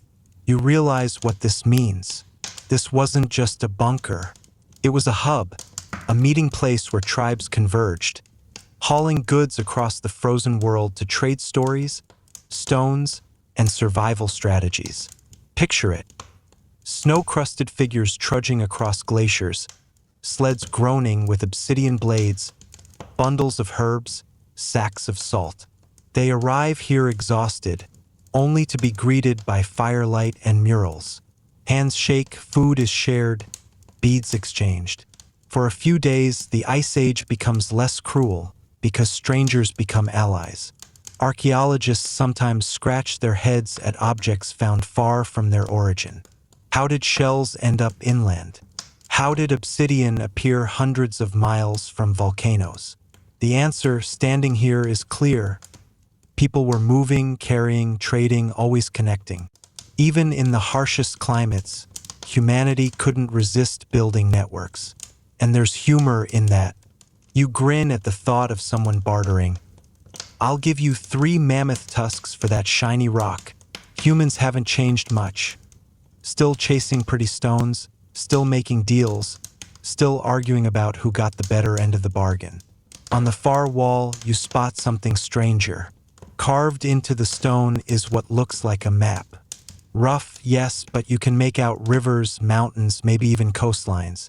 Lines connect these features like pathways. This wasn't just art, it was information. A guide for travelers, a record of routes that linked distant tribes to this very spot. You run your hand across the grooves, imagining a leader tracing the path with a finger, explaining to a newcomer how to reach Obsidian Country, or where to find salt caves. This pyramid wasn't isolated. It was the Ice Age's version of a trading post, a marketplace under stone. And here's a detail that almost makes you laugh. Near the bottom of the wall, scratched in smaller strokes, you find repeated spiral patterns. Not decorative this time, but functional, like the shorthand of directions, a code only traders would understand. Think of it as their version of a QR code. Except instead of pulling up cat videos, it probably meant turn left at the glacier, then keep going until you find the river bend. The air in here smells stale, but richer somehow, as though spices once burned in small fires. You picture bundles of herbs traded not just for healing, but for flavor, tiny luxuries in a frozen world. That turquoise bead wasn't just pretty. It was a reminder that beauty could travel across ice. And yet, this chamber wasn't just commerce. It was diplomacy. Tribes meeting here didn't just swap goods. They swapped trust.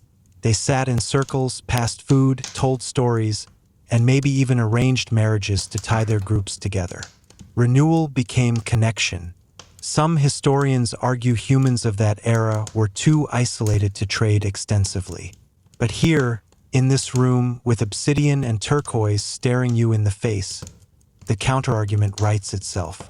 The Ice Age wasn't silence. It was a hum of voices crossing landscapes, weaving fragile threads of alliance. You smirk, imagining one unlucky soul dragging amber across miles of snow, only to have someone say, "Nah, I don't like bugs in my jewelry, but that's trade for you, not every deal works out." The chamber quiets again, and your eyes fall on one last curiosity. A cracked clay vessel half buried in the corner. Clay in the middle of all the stone and ice. You brush the rim, and it flakes, but the shape remains, rounded, deliberate. A container carried from far away. It once held water, grain, maybe even honey. Proof that even here, people brought not just what they needed, but what they cherished. You stand straighter, absorbing the gravity of it. This pyramid wasn't simply a refuge. It was a nexus, a reminder that survival alone wasn't enough. Humans needed others, needed exchange, needed the lifeline of community stretched across impossible distances. The forward tunnel waits again, dark and unassuming.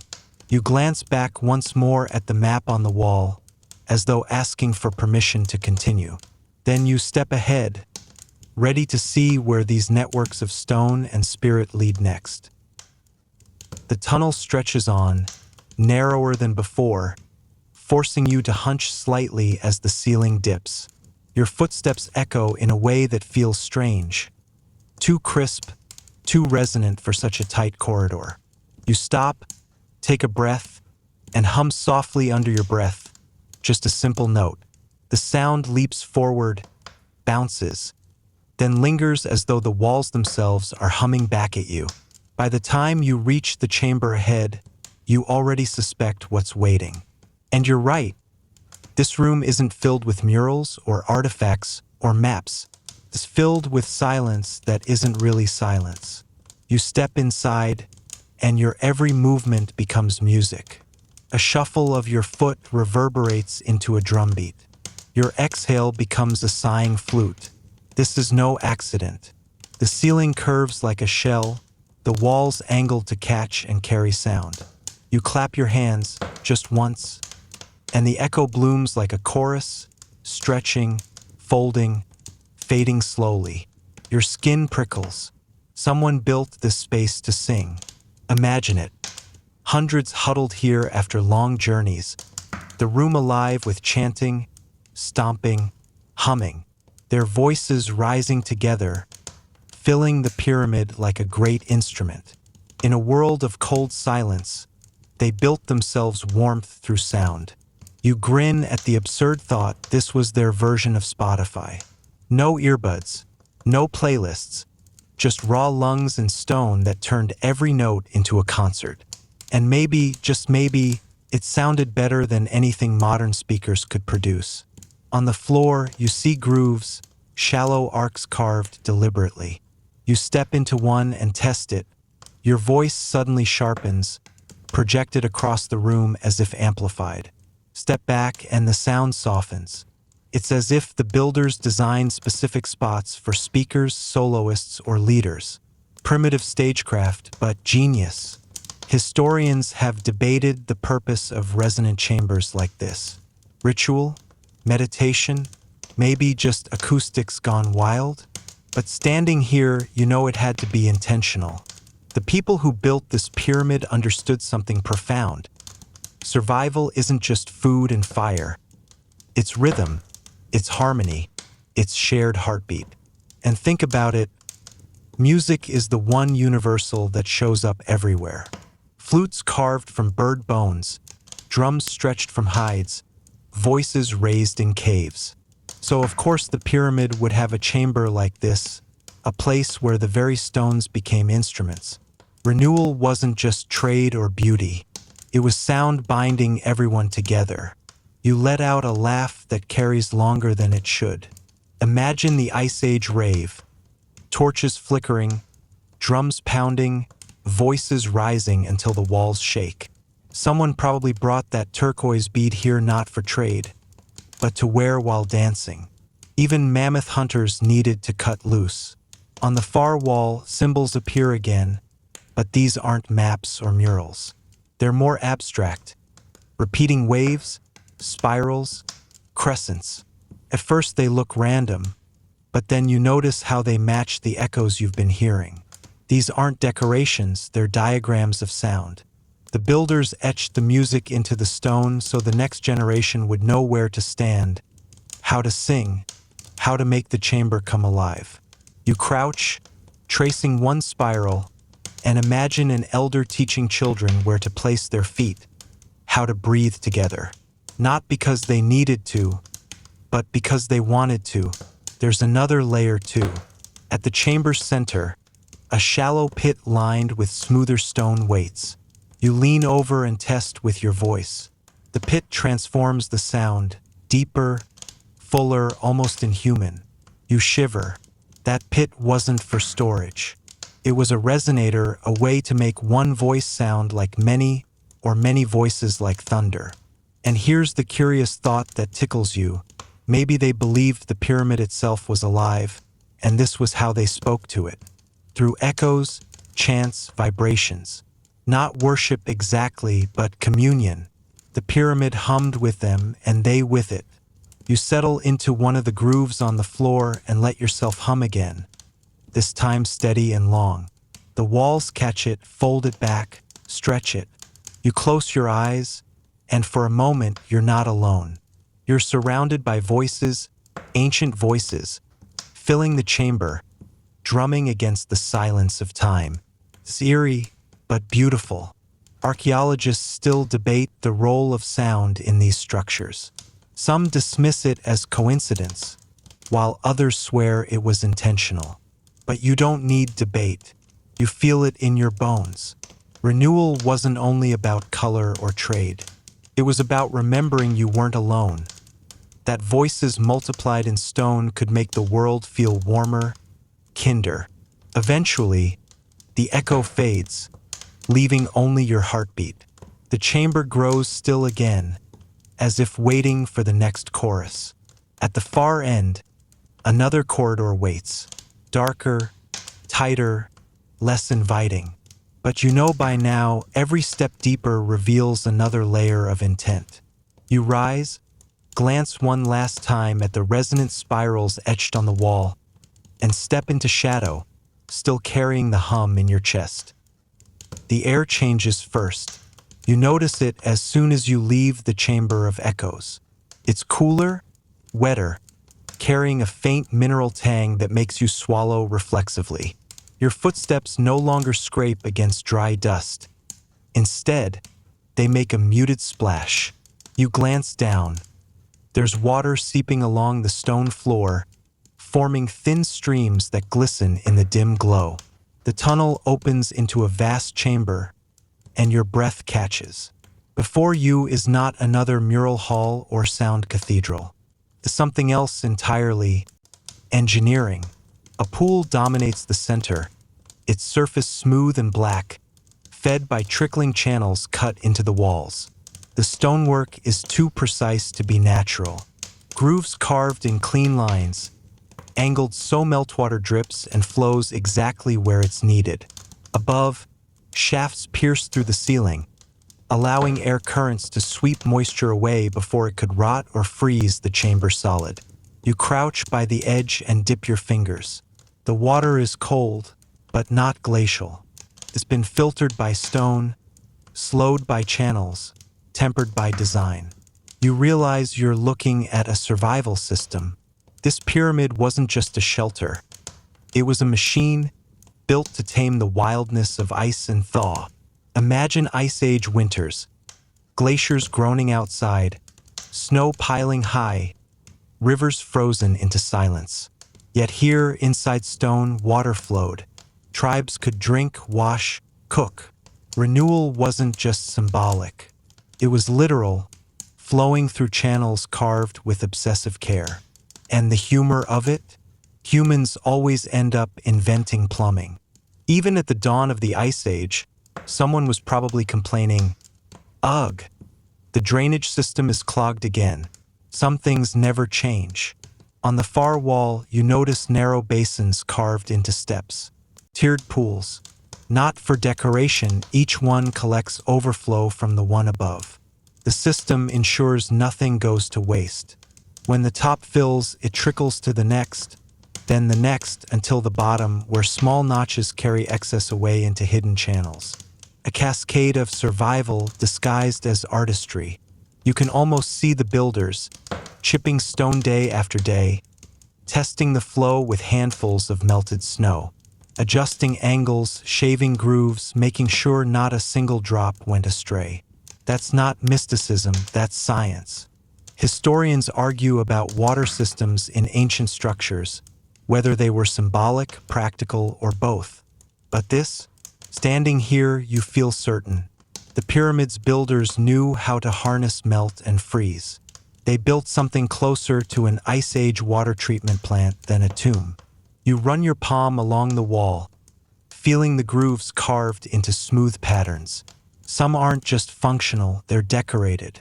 Spirals, waves, droplets etched into stone, as if to honor water itself.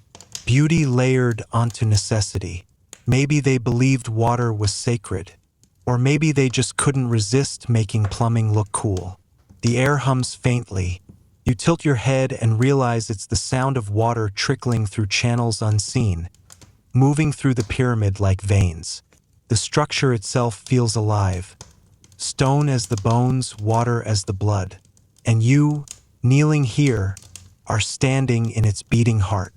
Near the pool's edge lies something that makes you pause. A vessel, cracked but unmistakable, designed to scoop or carry. It's smaller than the one you saw in the trade chamber, but shaped with the same intent. You pick it up and flakes fall away, but the shape remains. Someone once bent low, dipped this vessel and drank. The thought makes your throat tighten. You chuckle softly. Of course there were rules. You can picture some stern elder yelling at children, "Don't play in the upper basin. That's the clean water." Even then, humanity needed order to keep chaos at bay. At the chamber's far side, you find something stranger still. A vertical shaft plunging downward. You lean over carefully and hear the faint splash of falling drops echoing far below. A well? Or maybe drainage. Either way, it's deliberate. They understood pressure, flow, release. Think of it. In a world locked between freeze and melt, they carved order into chaos. Where outside rivers rose and fell unpredictably, inside these walls water moved on command. No wasted drop, no sudden flood. Renewal wasn't a metaphor, it was liquid, practical, life-giving. You dip your hand once more, then lift it, watching droplets slip down your skin. Cold, clear, simple. And yet, behind it lies genius. The chamber grows quiet again.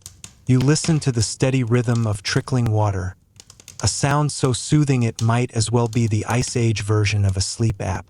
No wonder people huddled here felt calm. Survival had a soundtrack. Water dripping, echoing, promising life tomorrow. On the far side, another tunnel waits, narrower still, leading away like a secret artery. You glance back at the basins one last time, marveling at how necessity became architecture, and how architecture became something close to sacred. Then you step forward, into shadow again, carrying the echo of water with you. The corridor grows tighter again, low and musty, the air faintly scented with something that makes you pause. It's not just damp stone now, there's a trace of earth, dry husks, something old but organic.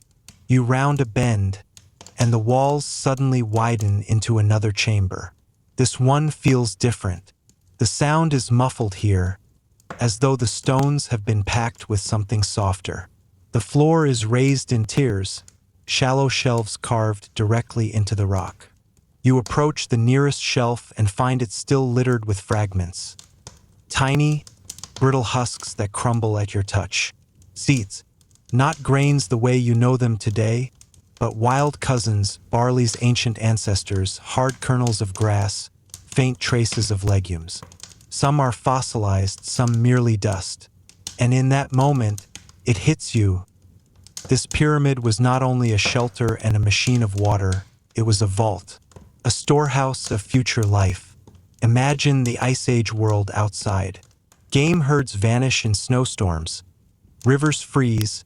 Fruit rots before anyone can reach it. Yet inside these walls, people had foresight. They gathered seeds, sorted them, preserved them, storing tomorrow in stone. You brush more dust aside and find impressions carved beside each tier. Simple symbols, lines crossed like stalks, dots that could stand for pods, swirls resembling roots. They weren't labeling for beauty. These were instructions. A system to remember which seeds grew where, which ones lasted longest, which ones sprouted best after thaw. Historians still argue about the earliest seed banks. Were they intentional or just lucky storage pits? But here, surrounded by carved shelves and symbols, there's no debate. This was deliberate. These people were not only surviving the Ice Age, they were planning for spring. It's almost funny. Thousands of years later, humanity builds sleek, high-tech vaults in Arctic mountains to preserve seeds for global crises. And here you are, staring at the rough prototype, chiseled with stone tools under flickering torchlight. Turns out the ancients beat us to it. You can picture the scene. Hunters returning from long treks, bringing back not only meat but handfuls of dried plants. Gatherers kneeling in the snow, picking stubborn stalks. Children giggling as they drop seeds into baskets, not fully understanding that they hold the promise of next year's meals. And someone, probably an elder with sharp memory and sharper tools, chiseled shelves, carved markers, oversaw storage. Maybe there was a ritual to it. A chant, a gesture, a breath whispered into the seeds to coax them into remembering their purpose. Or maybe it was as practical as counting. This pile for eating, that pile for keeping. You lean closer to the husks and imagine the smell when they were fresh, earthy, and warm. A sharp contrast to the barren chill outside. The chamber must have felt like a pantry of hope, each shelf a quiet declaration. We'll be here tomorrow. On one wall, you notice something stranger. Pockets cut deep, lined with clay plaster that has hardened like stone. Preservation jars built right into the pyramid. A few still hold residue, powdered remnants of roots, a faint oily sheen clinging stubbornly to the clay. Some kind of proto-storage sealed tight against damp. You chuckle softly. Even at the dawn of civilization, someone probably had to argue about portion sizes. Don't eat that. It's for planting. But I'm hungry now. A timeless debate, echoing from Ice Age shelves to modern kitchen cabinets. The ingenuity here is staggering. Seeds don't last forever. Heat, moisture, pests all conspire against them. Yet these chambers stayed cool, dry, insulated. The pyramid wasn't just stone. It was climate control. Not air conditioning, but survival conditioning. And then there's the inscription, faint but still visible, above the top tier. You run your fingers over it, and though you can't decipher its exact meaning, you feel its weight. Perhaps it says life stored here. Or maybe something even simpler, don't forget, because that's what seeds are, memory, packed in tiny husks. The memory of sunlit fields, of warmth that once existed, of food that will return. Renewal wasn't only about beauty, trade, or song. It was about planting tomorrow in the darkness of today. You glance around the chamber one last time, imagining it full, every shelf lined with careful piles. A vault of nourishment, a promise whispered by the Ice Age to anyone stubborn enough to plan ahead. And just as you're about to step forward, you notice a darker corner. One more niche cut deep into the wall, sealed with a heavier stone slab, different from the rest, hidden almost. You crouch, brush away dust, and feel your pulse quicken. Whatever lies beyond this slab wasn't meant for casual use. Seeds, water, song, color, trade. The pyramid has already revealed itself as more than anyone imagined. But this hidden niche, this feels personal, secret. You straighten slowly, knowing you'll have to push further to find out what's been hidden in the marrow of the stone. You exhale, steady, and step back into the narrowing tunnel, carrying the faint scent of ancient husks with you. The corridor closes in again, pressing around your shoulders with damp breath, as though the pyramid itself wants to test your patience before revealing the next secret. You scrape past a narrowing, the stone brushing your arm like cold skin, and then the tunnel breathes open into another chamber. At first, you almost think you've stepped back into the storage vaults. There are niches cut into the walls, recessed alcoves stacked one above the other. But the smell is different here. Not earthy, not sea-dry. The sharper, mineral, like old bone dust clinging to the air. You edge closer, peering into one of the alcoves. The shapes are unmistakable even after all these centuries. Bones, not arranged in piles or scattered by time, but carefully laid out.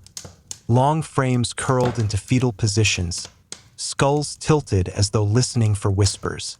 Some are whole, others fractured, but each is placed with intent. The pyramid, it seems, was not just a shelter, not just a machine of water and seed. It was also a resting place. And suddenly the chambers you've walked through feel different. The echoes of song in the acoustic hall, the painted figures of sun and flood, the seed vault, the water basins. Maybe none of it was meant for the living alone. Maybe all of it was also for the dead. You picture the rituals. Hunters brought back to these stone wombs, their bodies wrapped in hides, carried down torchlit tunnels to rest in the cool earth. Families standing nearby, voices low, offering food, tools, tokens of color, as if equipping the departed for whatever lay beyond. It's humbling, isn't it? These people lived in the harshest winters imaginable, struggling daily just to keep breath in their lungs. Yet they still carved out time and space to honor the dead. Renewal wasn't just for crops or rivers. Renewal was for souls. You trace your hand along the edge of an alcove, the stone worn smooth by centuries of contact. Hands placing, hands grieving.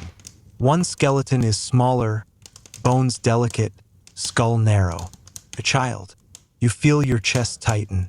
It reminds you that survival wasn't always triumphant. Sometimes the Ice Age demanded more than anyone could give. And yet here, even loss was folded into purpose.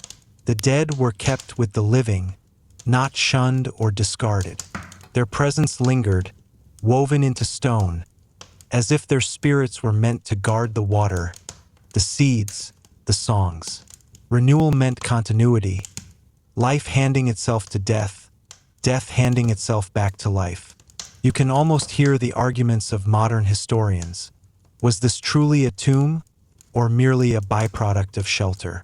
Did they intend the pyramid as a necropolis, or did necessity force them to mix the living with the dead? The debates rage, but standing here, you feel the answer isn't either slash or. It's both.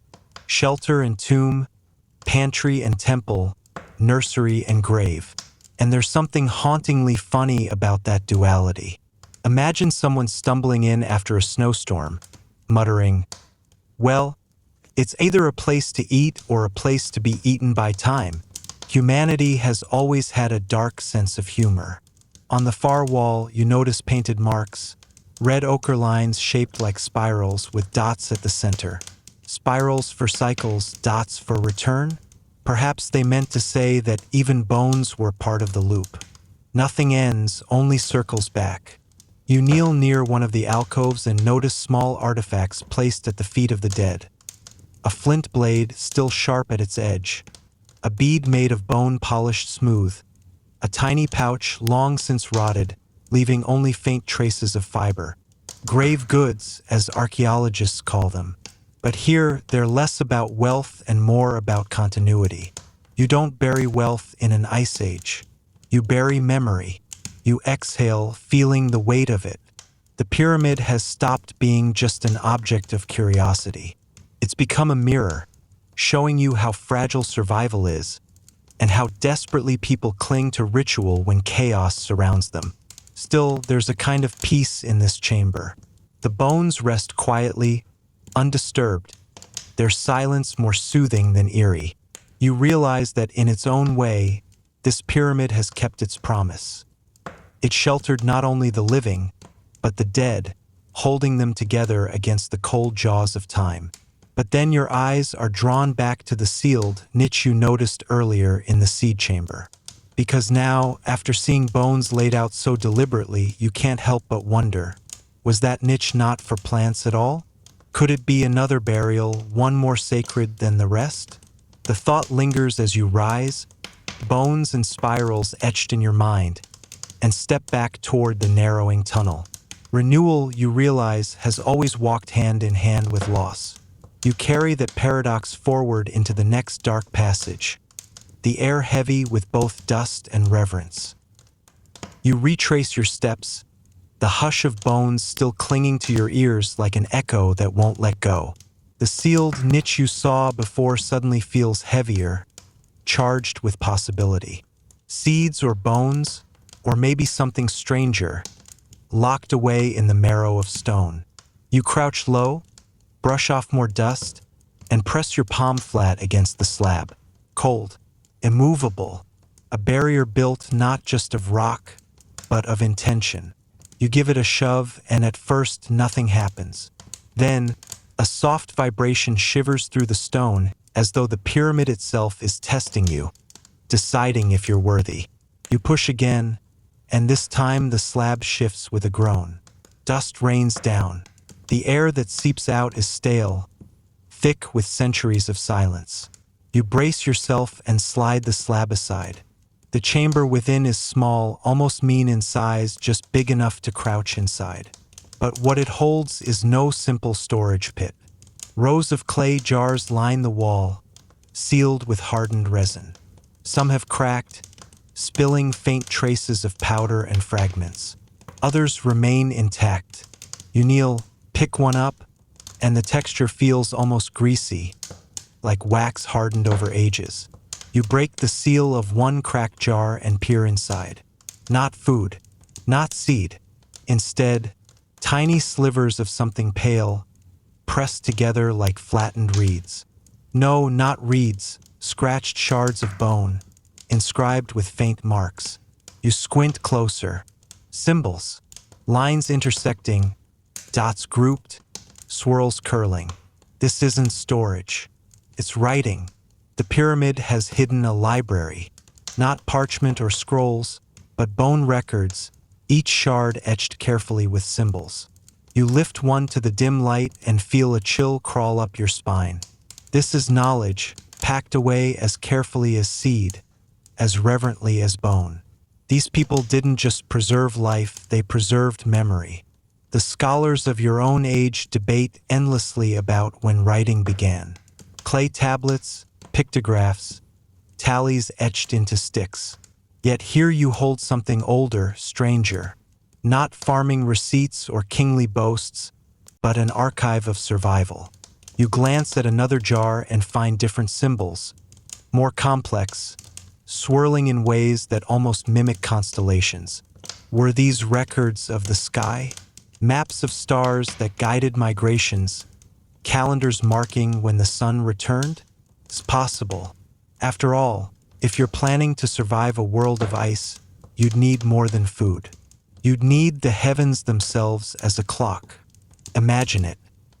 Elders hunched in the glow of torchlight, scratching into bone the way you might jot notes into your phone. Each mark a story, a calculation, a warning. Perhaps one shard recorded which seeds sprouted after floods.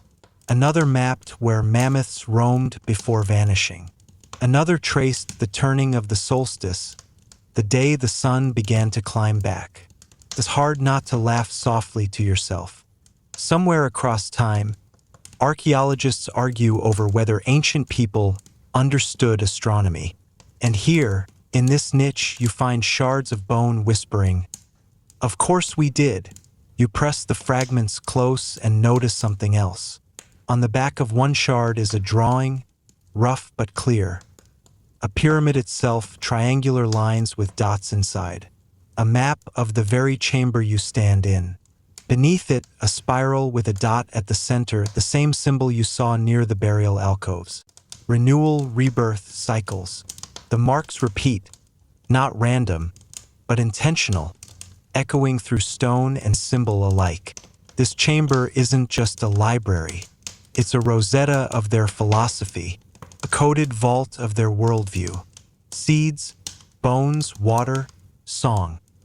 All tied together in scratched fragments, waiting for someone stubborn enough to pry the niche open. You wonder if they knew their time was slipping. The Ice Age wasn't forever, but to those who lived inside it, it must have felt eternal. Perhaps this vault was their way of whispering forward, ensuring their knowledge didn't die with them. They couldn't know your name, couldn't picture your glowing screens or microphones, but they trusted someone, anyone, would eventually listen. And here you are. You set the shard down carefully, reluctant to disturb more. The weight of it is immense, not in pounds but in meaning. You realize that for these people, knowledge itself was sacred. Seeds fed the body, yes, but symbols, scratched, preserved, hidden, fed the spirit. A civilization starved of memory is no civilization at all. You let the silence deepen, your own breath loud in the tiny chamber. The jars line up like patient sentinels, guarding their secrets. You don't need to break more of them to know what they hold. Each is a capsule of thought, a whisper carved in bone. And as you replace the slab, sealing the chamber again, you feel something shift in your chest. The pyramid is no longer just an ice age shelter. It is a time capsule, a monument to continuity, a machine not only for survival but for remembrance. Renewal, it seems, means more than planting seeds and honoring the dead. Renewal also means preserving the story of how you endured. You step back, brushing dust from your hands, and glance once more at the passage ahead. If there's a library here, what else could be hidden deeper in the stone? You feel a hum in your bones, as though the pyramid is still not finished with you, as though the next chamber waits with something even more intimate. You breathe slowly, steady, and step forward into the dark once again. You move slowly, the narrow tunnel bending away like a coiled serpent. The air carries a new weight, thicker than dust, edged with something faintly sweet, burnt resin, maybe, or the ghost of old incense. You know before you even emerge into the chamber that this space will be different. It isn't for storing or sleeping or hiding bones. This one feels ceremonial. The passage yawns into a wide circular room, the walls curving upward into a dome. The ceiling isn't flat stone. It's patterned with shallow carvings, swirling spirals and jagged rays, painted long ago with pigments that still cling despite centuries of darkness. Reds, ochres, blacks, the palette of earth itself. Torches must have once lit those carvings, shadows dancing across them so they seemed alive. And at the center of the floor you see it, a low stone basin, blackened at its rim, as though fire once burned there. Around it are smaller stones arranged in a ring. You don't need a textbook to recognize it. This was a hearth, but not the kind for cooking. This was for ritual. You step closer and imagine the scene. Families gathered, their breath frosting in the cold air, bodies huddled close to the warmth of the central fire. They would chant, maybe sing, voices weaving in the cavernous space. The acoustics here are perfect. The slightest hum bounces, folds back on itself, layering until it sounds like a chorus. A ritual chamber designed not just for fire but for sound. You try it. A single murmur slips from your lips, and it ripples back, multiplied, as if dozens of voices are humming with you. It's eerie, but also soothing, like the walls themselves are joining in. You can see why they used this space for ceremony. And you notice offerings. At the edges of the room, in shallow niches, are remnants of burned wood, fragments of bone shaped into charms, shards of pottery smeared with resin. You kneel to inspect one and see faint etchings. Zigzags, spirals, dots. The same language scratched into the bone library. But here, it isn't about storage. It's about offering. You picture it. Someone holding up a shard to the fire, carving a mark as they whisper a plea, rain, warmth, safe passage through the storm. Then they drop the shard into the basin, fire licking it into ash. Memory offered back to the elements. Historians, of course, argue whether rituals like this were religion in the way we think of it, or simply survival wrapped in performance. The line is blurry. When you're staring down an endless winter, every flicker of flame feels like a god. Every echo of your own voice sounds like an answer. And yet, there's humor here too. Imagine one poor villager standing too close to the fire, accidentally dropping a precious trinket, then convincing everyone it was totally part of the ceremony. You can almost hear the awkward explanation. Yes, yes, of course the spirits demanded my only bone needle. Humanity hasn't changed that much. You walk around the basin, noticing that the floor is worn smooth by many feet. This was not a place of solitude. Whole groups must have gathered here, time and again, chanting, burning, carving, feeding the fire with symbols. Renewal wasn't just personal, it was collective. And there's one more detail. Above the basin, carved directly into the dome, is a massive spiral, lines thick and bold. In the center, a dot, the same motif that follows you through this pyramid. Renewal, cycles. You tilt your head back and feel dizzy, as though the spiral might spin if you stared too long. You realize then that this chamber ties everything together. The seed vault, the water basin, the burial niches, the bone library, all of it finds its meaning here in fire and song and spiral. This is where they reminded themselves that survival was not only physical but spiritual. To eat, to drink, to remember, and to hope, they needed ritual to bind it all. You crouch, running a finger across a shard half buried in ash. Crumbles fragile as paper. But the act of it, the deliberate burning, the careful arrangement, remains. It's as if the pyramid wanted to teach you, survival is not just about what you store, but what you give away. The hum of the chamber lingers in your bones. You almost don't want to leave. The fire basin, cold now, feels like it's waiting, like it would spring to life again if you only struck a spark. But the spiral above watches, pulling your gaze upward.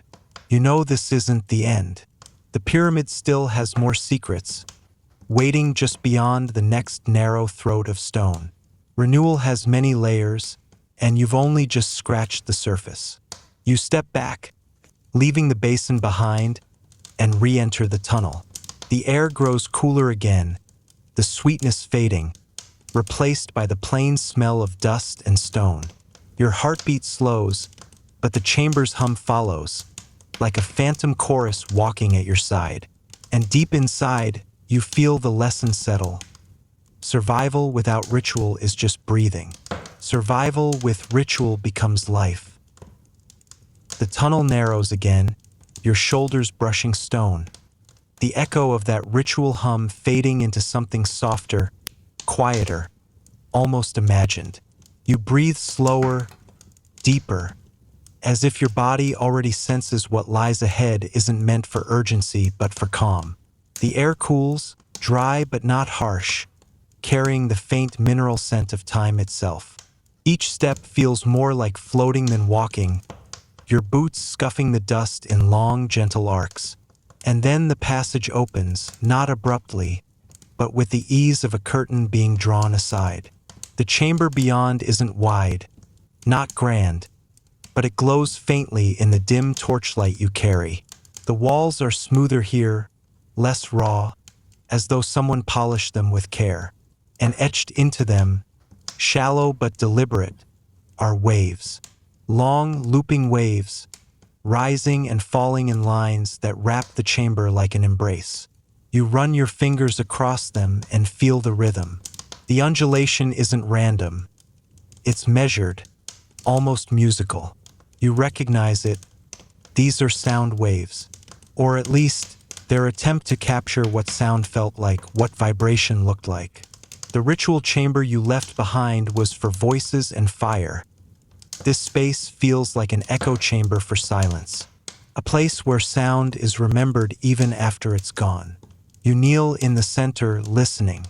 First, there's nothing, just the faint crackle of your torch. But the longer you sit, the more you sense it. A low hum, not from outside, not from any flame or movement, but from the stone itself. It's faint, like the earth whispering. You hum back, just a breath, and the chamber answers. Not loud, not startling, just a subtle resonance, enough to make you feel your body vibrate in tune with the walls. This, you realize, was their sanctuary of quiet. If the fire chamber was for collective voice, this was for solitary resonance. One person, alone, humming into the stone until they felt less like an individual and more like part of the pyramid itself. A merging, perhaps, a dissolving of boundaries. You can imagine the ritual. Someone enters, sits in the center, hums softly, listens as the stone replies. They would close their eyes, feel the vibration travel through their bones, and leave knowing they were never truly separate. Renewal wasn't only about cycles of food, death, or memory. It was about dissolving the barrier between self and world. Historians debate whether ancient people understood resonance.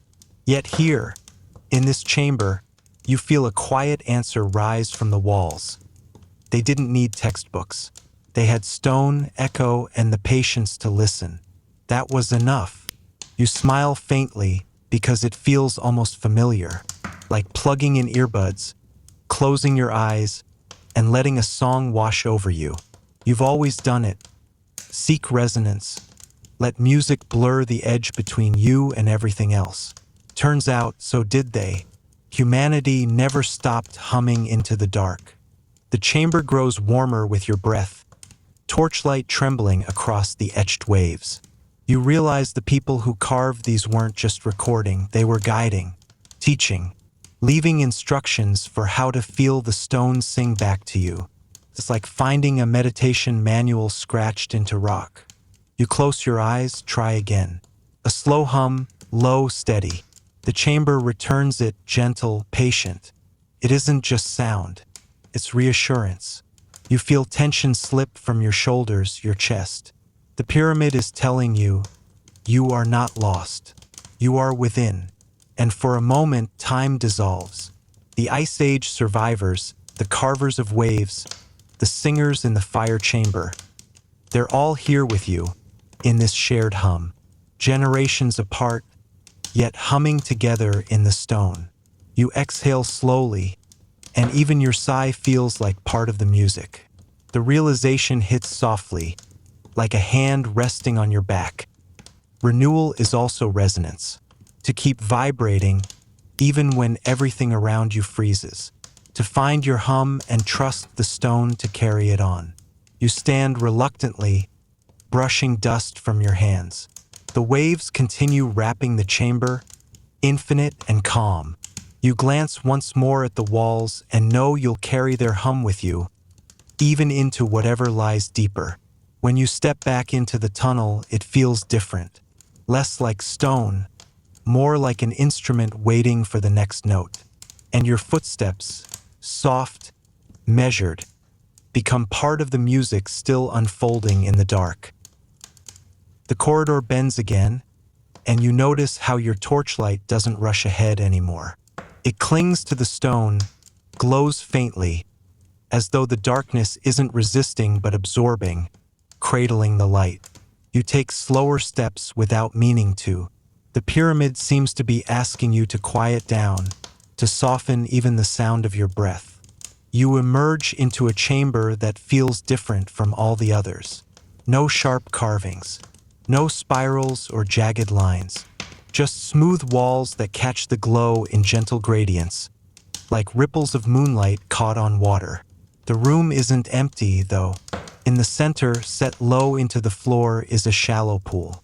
Perfectly circular, perfectly still, its surface dark as glass. You crouch at the edge. The water is so clear that for a moment you think it's gone, just polished stone catching the reflection of your torch. But then a small drip falls from the ceiling, and the surface trembles into life, rings widening, moving outward, colliding softly against the edge of the pool. You lean closer, and there you are, your own reflection, softened by the flickering light, multiplied by the tremble of ripples. It feels less like looking at yourself and more like seeing some gentler version of you, blurred, almost kinder. You let out a breath, and the water shivers again, reshaping you. It dawns on you that this chamber wasn't built for storage or resonance. It was built for stillness, for reflection, not the kind with answers, but the kind that lets you rest inside a question. The survivors carved a place not to speak, not to chant, but to sit by water and watch themselves dissolve. Historians sometimes argue whether still pools like this were meant for practical use, reserves for drinking water, or spiritual mirrors. The truth, as always, might be both. You imagine a weary traveler entering, parched, leaning down to drink, and then pausing, catching their own reflection, seeing themselves in this great stone shelter. Maybe thirst was answered, but so was the quiet ache of identity. To drink and to see, to renew the body, and remember the face. You dip your fingers into the pool. It's cold, but not biting. Refreshing. You trail your fingertips in a slow circle and watch the ripples expand until they touch every edge of the chamber. There's something comforting in how even the smallest gesture reshapes the whole. You don't have to be loud, don't have to carve spirals into stone. Sometimes renewal is just a ripple moving outward, slow and soft, changing everything without force. It makes you smile the way it feels familiar, like tossing a pebble into a pond and watching the rings grow, or sitting quietly in front of a screen. A soft voice telling you stories, your breathing slowing without you noticing. That same ripple, the kind you carry with you even after the screen goes dark. You linger longer than you mean to, watching the way your reflection blurs, reforms, disappears. It feels like the pyramid is teaching you one final lesson. You don't have to hold everything steady. You can let yourself ripple, shift, change. Renewal doesn't demand perfection. It asks only that you keep returning, like water returning to stillness after every tremor. You stand slowly, reluctant to disturb the surface again. The pool steadies, darkens, mirrors only stone and flame now. You whisper a quiet thank you, though you're not sure to whom, your reflection, the builders, the pyramid itself. The sound barely leaves your lips before the water swallows it whole. When you turn back toward the tunnel, the hush of the chamber follows you. The walls don't echo anymore. They just listen. Your footsteps carry you gently onward, like you're walking inside someone else's dream. And maybe you are. The tunnel slopes downward, gently this time, like a ramp built not for urgency but for ease. Your torch flickers against walls that look less carved and more naturally worn, as though the stone itself has begun to smooth with age, like river rocks rubbed countless times by flowing water. You walk slowly, and your body feels lighter, not from strength but from release, like you've already left some weight behind in the ripple chamber. The air here is cool, steady, without draft. You notice how the silence has changed again. It's no longer empty or echoing. It's thick, velvety, the kind of silence that muffles everything but the sound of your own heartbeat. You listen because that beat feels amplified, carried by the pyramid itself. Thump, pause, thump. Each rhythm like a reminder. You are still here. You are still moving. And then the tunnel opens into the simplest room you've yet seen. No carvings, no pools, no fire pits. Just space, square and bare, with a ceiling lower than the others so you have to bow your head slightly as you enter. The gesture feels intentional, a quiet invitation to humility. At the center rests nothing but a block of stone, waist-high, flat-topped. Not adorned, not polished, just a block. You approach slowly, circling it, waiting for the meaning to reveal itself. At first, it feels anticlimactic. After spiral halls, fire chambers, pools of reflection, here is a block. But then you notice your own body.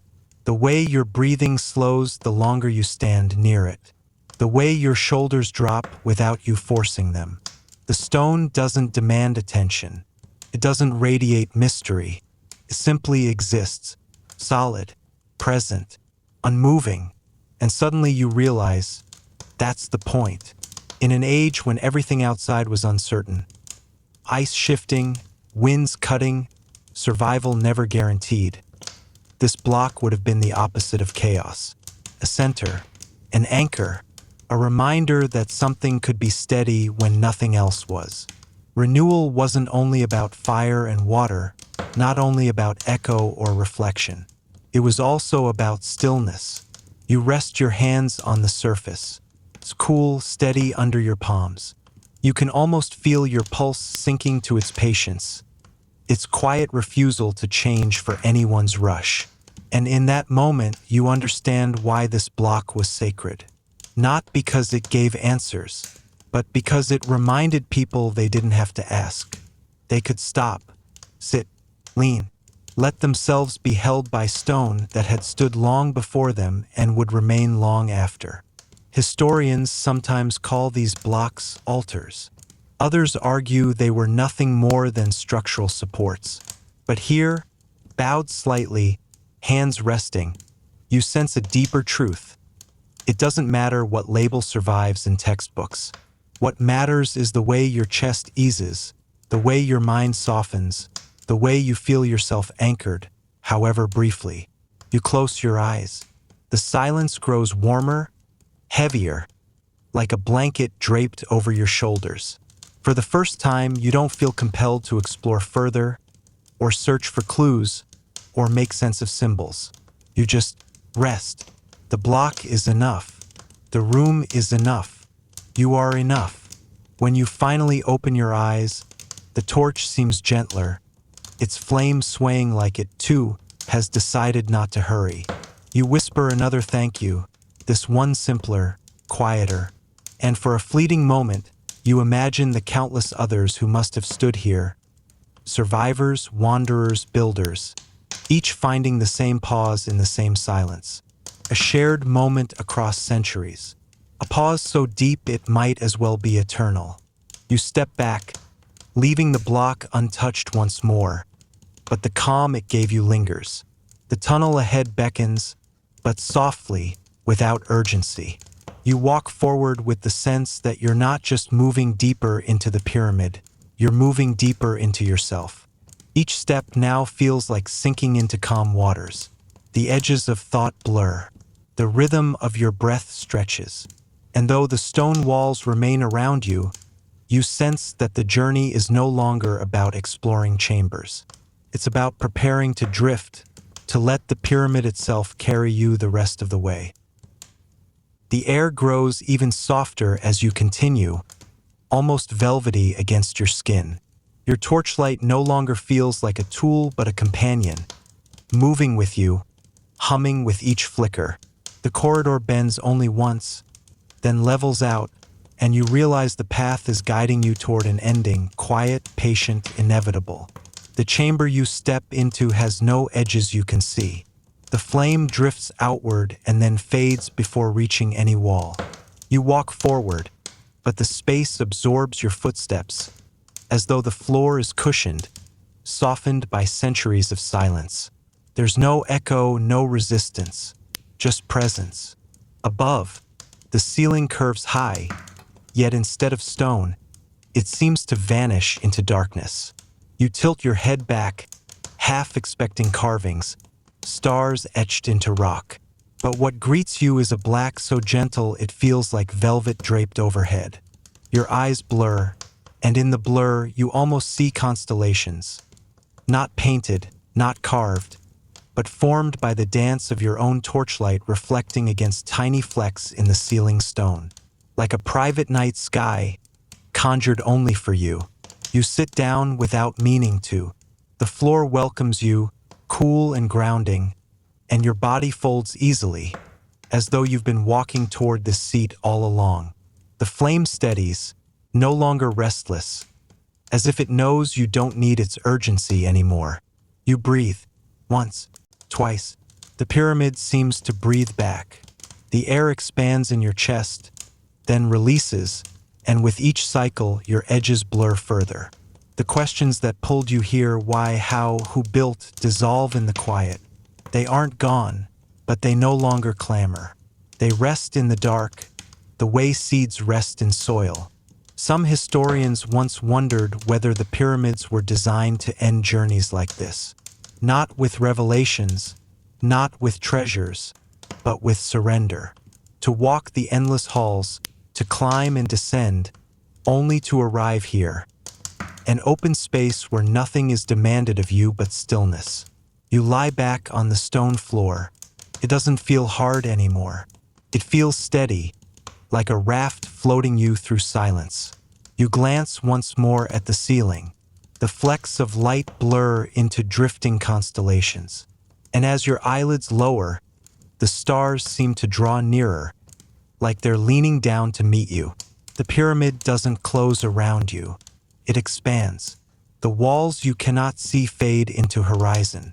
The ceiling above turns wider than sky, and your breath slows, deepens, syncing with the heartbeat you've been carrying since the first chamber. You realize the journey is ending not with discovery, but with release. The pyramid has carried you as far as you needed to go. The rest is not about walking. The rest is about drifting. So you let go a little more, and the silence holds you. The floor beneath you feels less like stone now, more like a gentle tide, rocking you slowly, carrying you where you need to go. Your body has grown heavy, but not with effort. Heavy the way a blanket rests on your shoulders, comforting, certain, warm. The pyramid no longer seems like a building, not even like a shelter. It feels like a lullaby given shape, a cradle carved in stone. Your torch flickers once, twice, and then you realize it doesn't matter whether it fades. The darkness is no longer something to fear. It is soft, enveloping, like the quiet hum of a fan in the corner of a room, the background note that tells your mind it's safe to drift. You close your eyes, but the images linger gently. Icy winds softened by stone walls, mammoth hunts told as fireside myths, chambers that whispered your own breath back to you. All of them blur now like chalk washed by rain. You don't need to hold on to them. They've done their work. They've led you here. The air feels warmer with every breath, each inhale stretching long, each exhale dissolving slower than the last. You feel the edges of your thoughts loosening, unraveling like threads in water.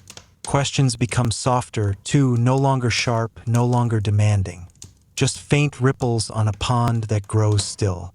The pyramid itself seems to sigh, a soundless exhalation that eases over you.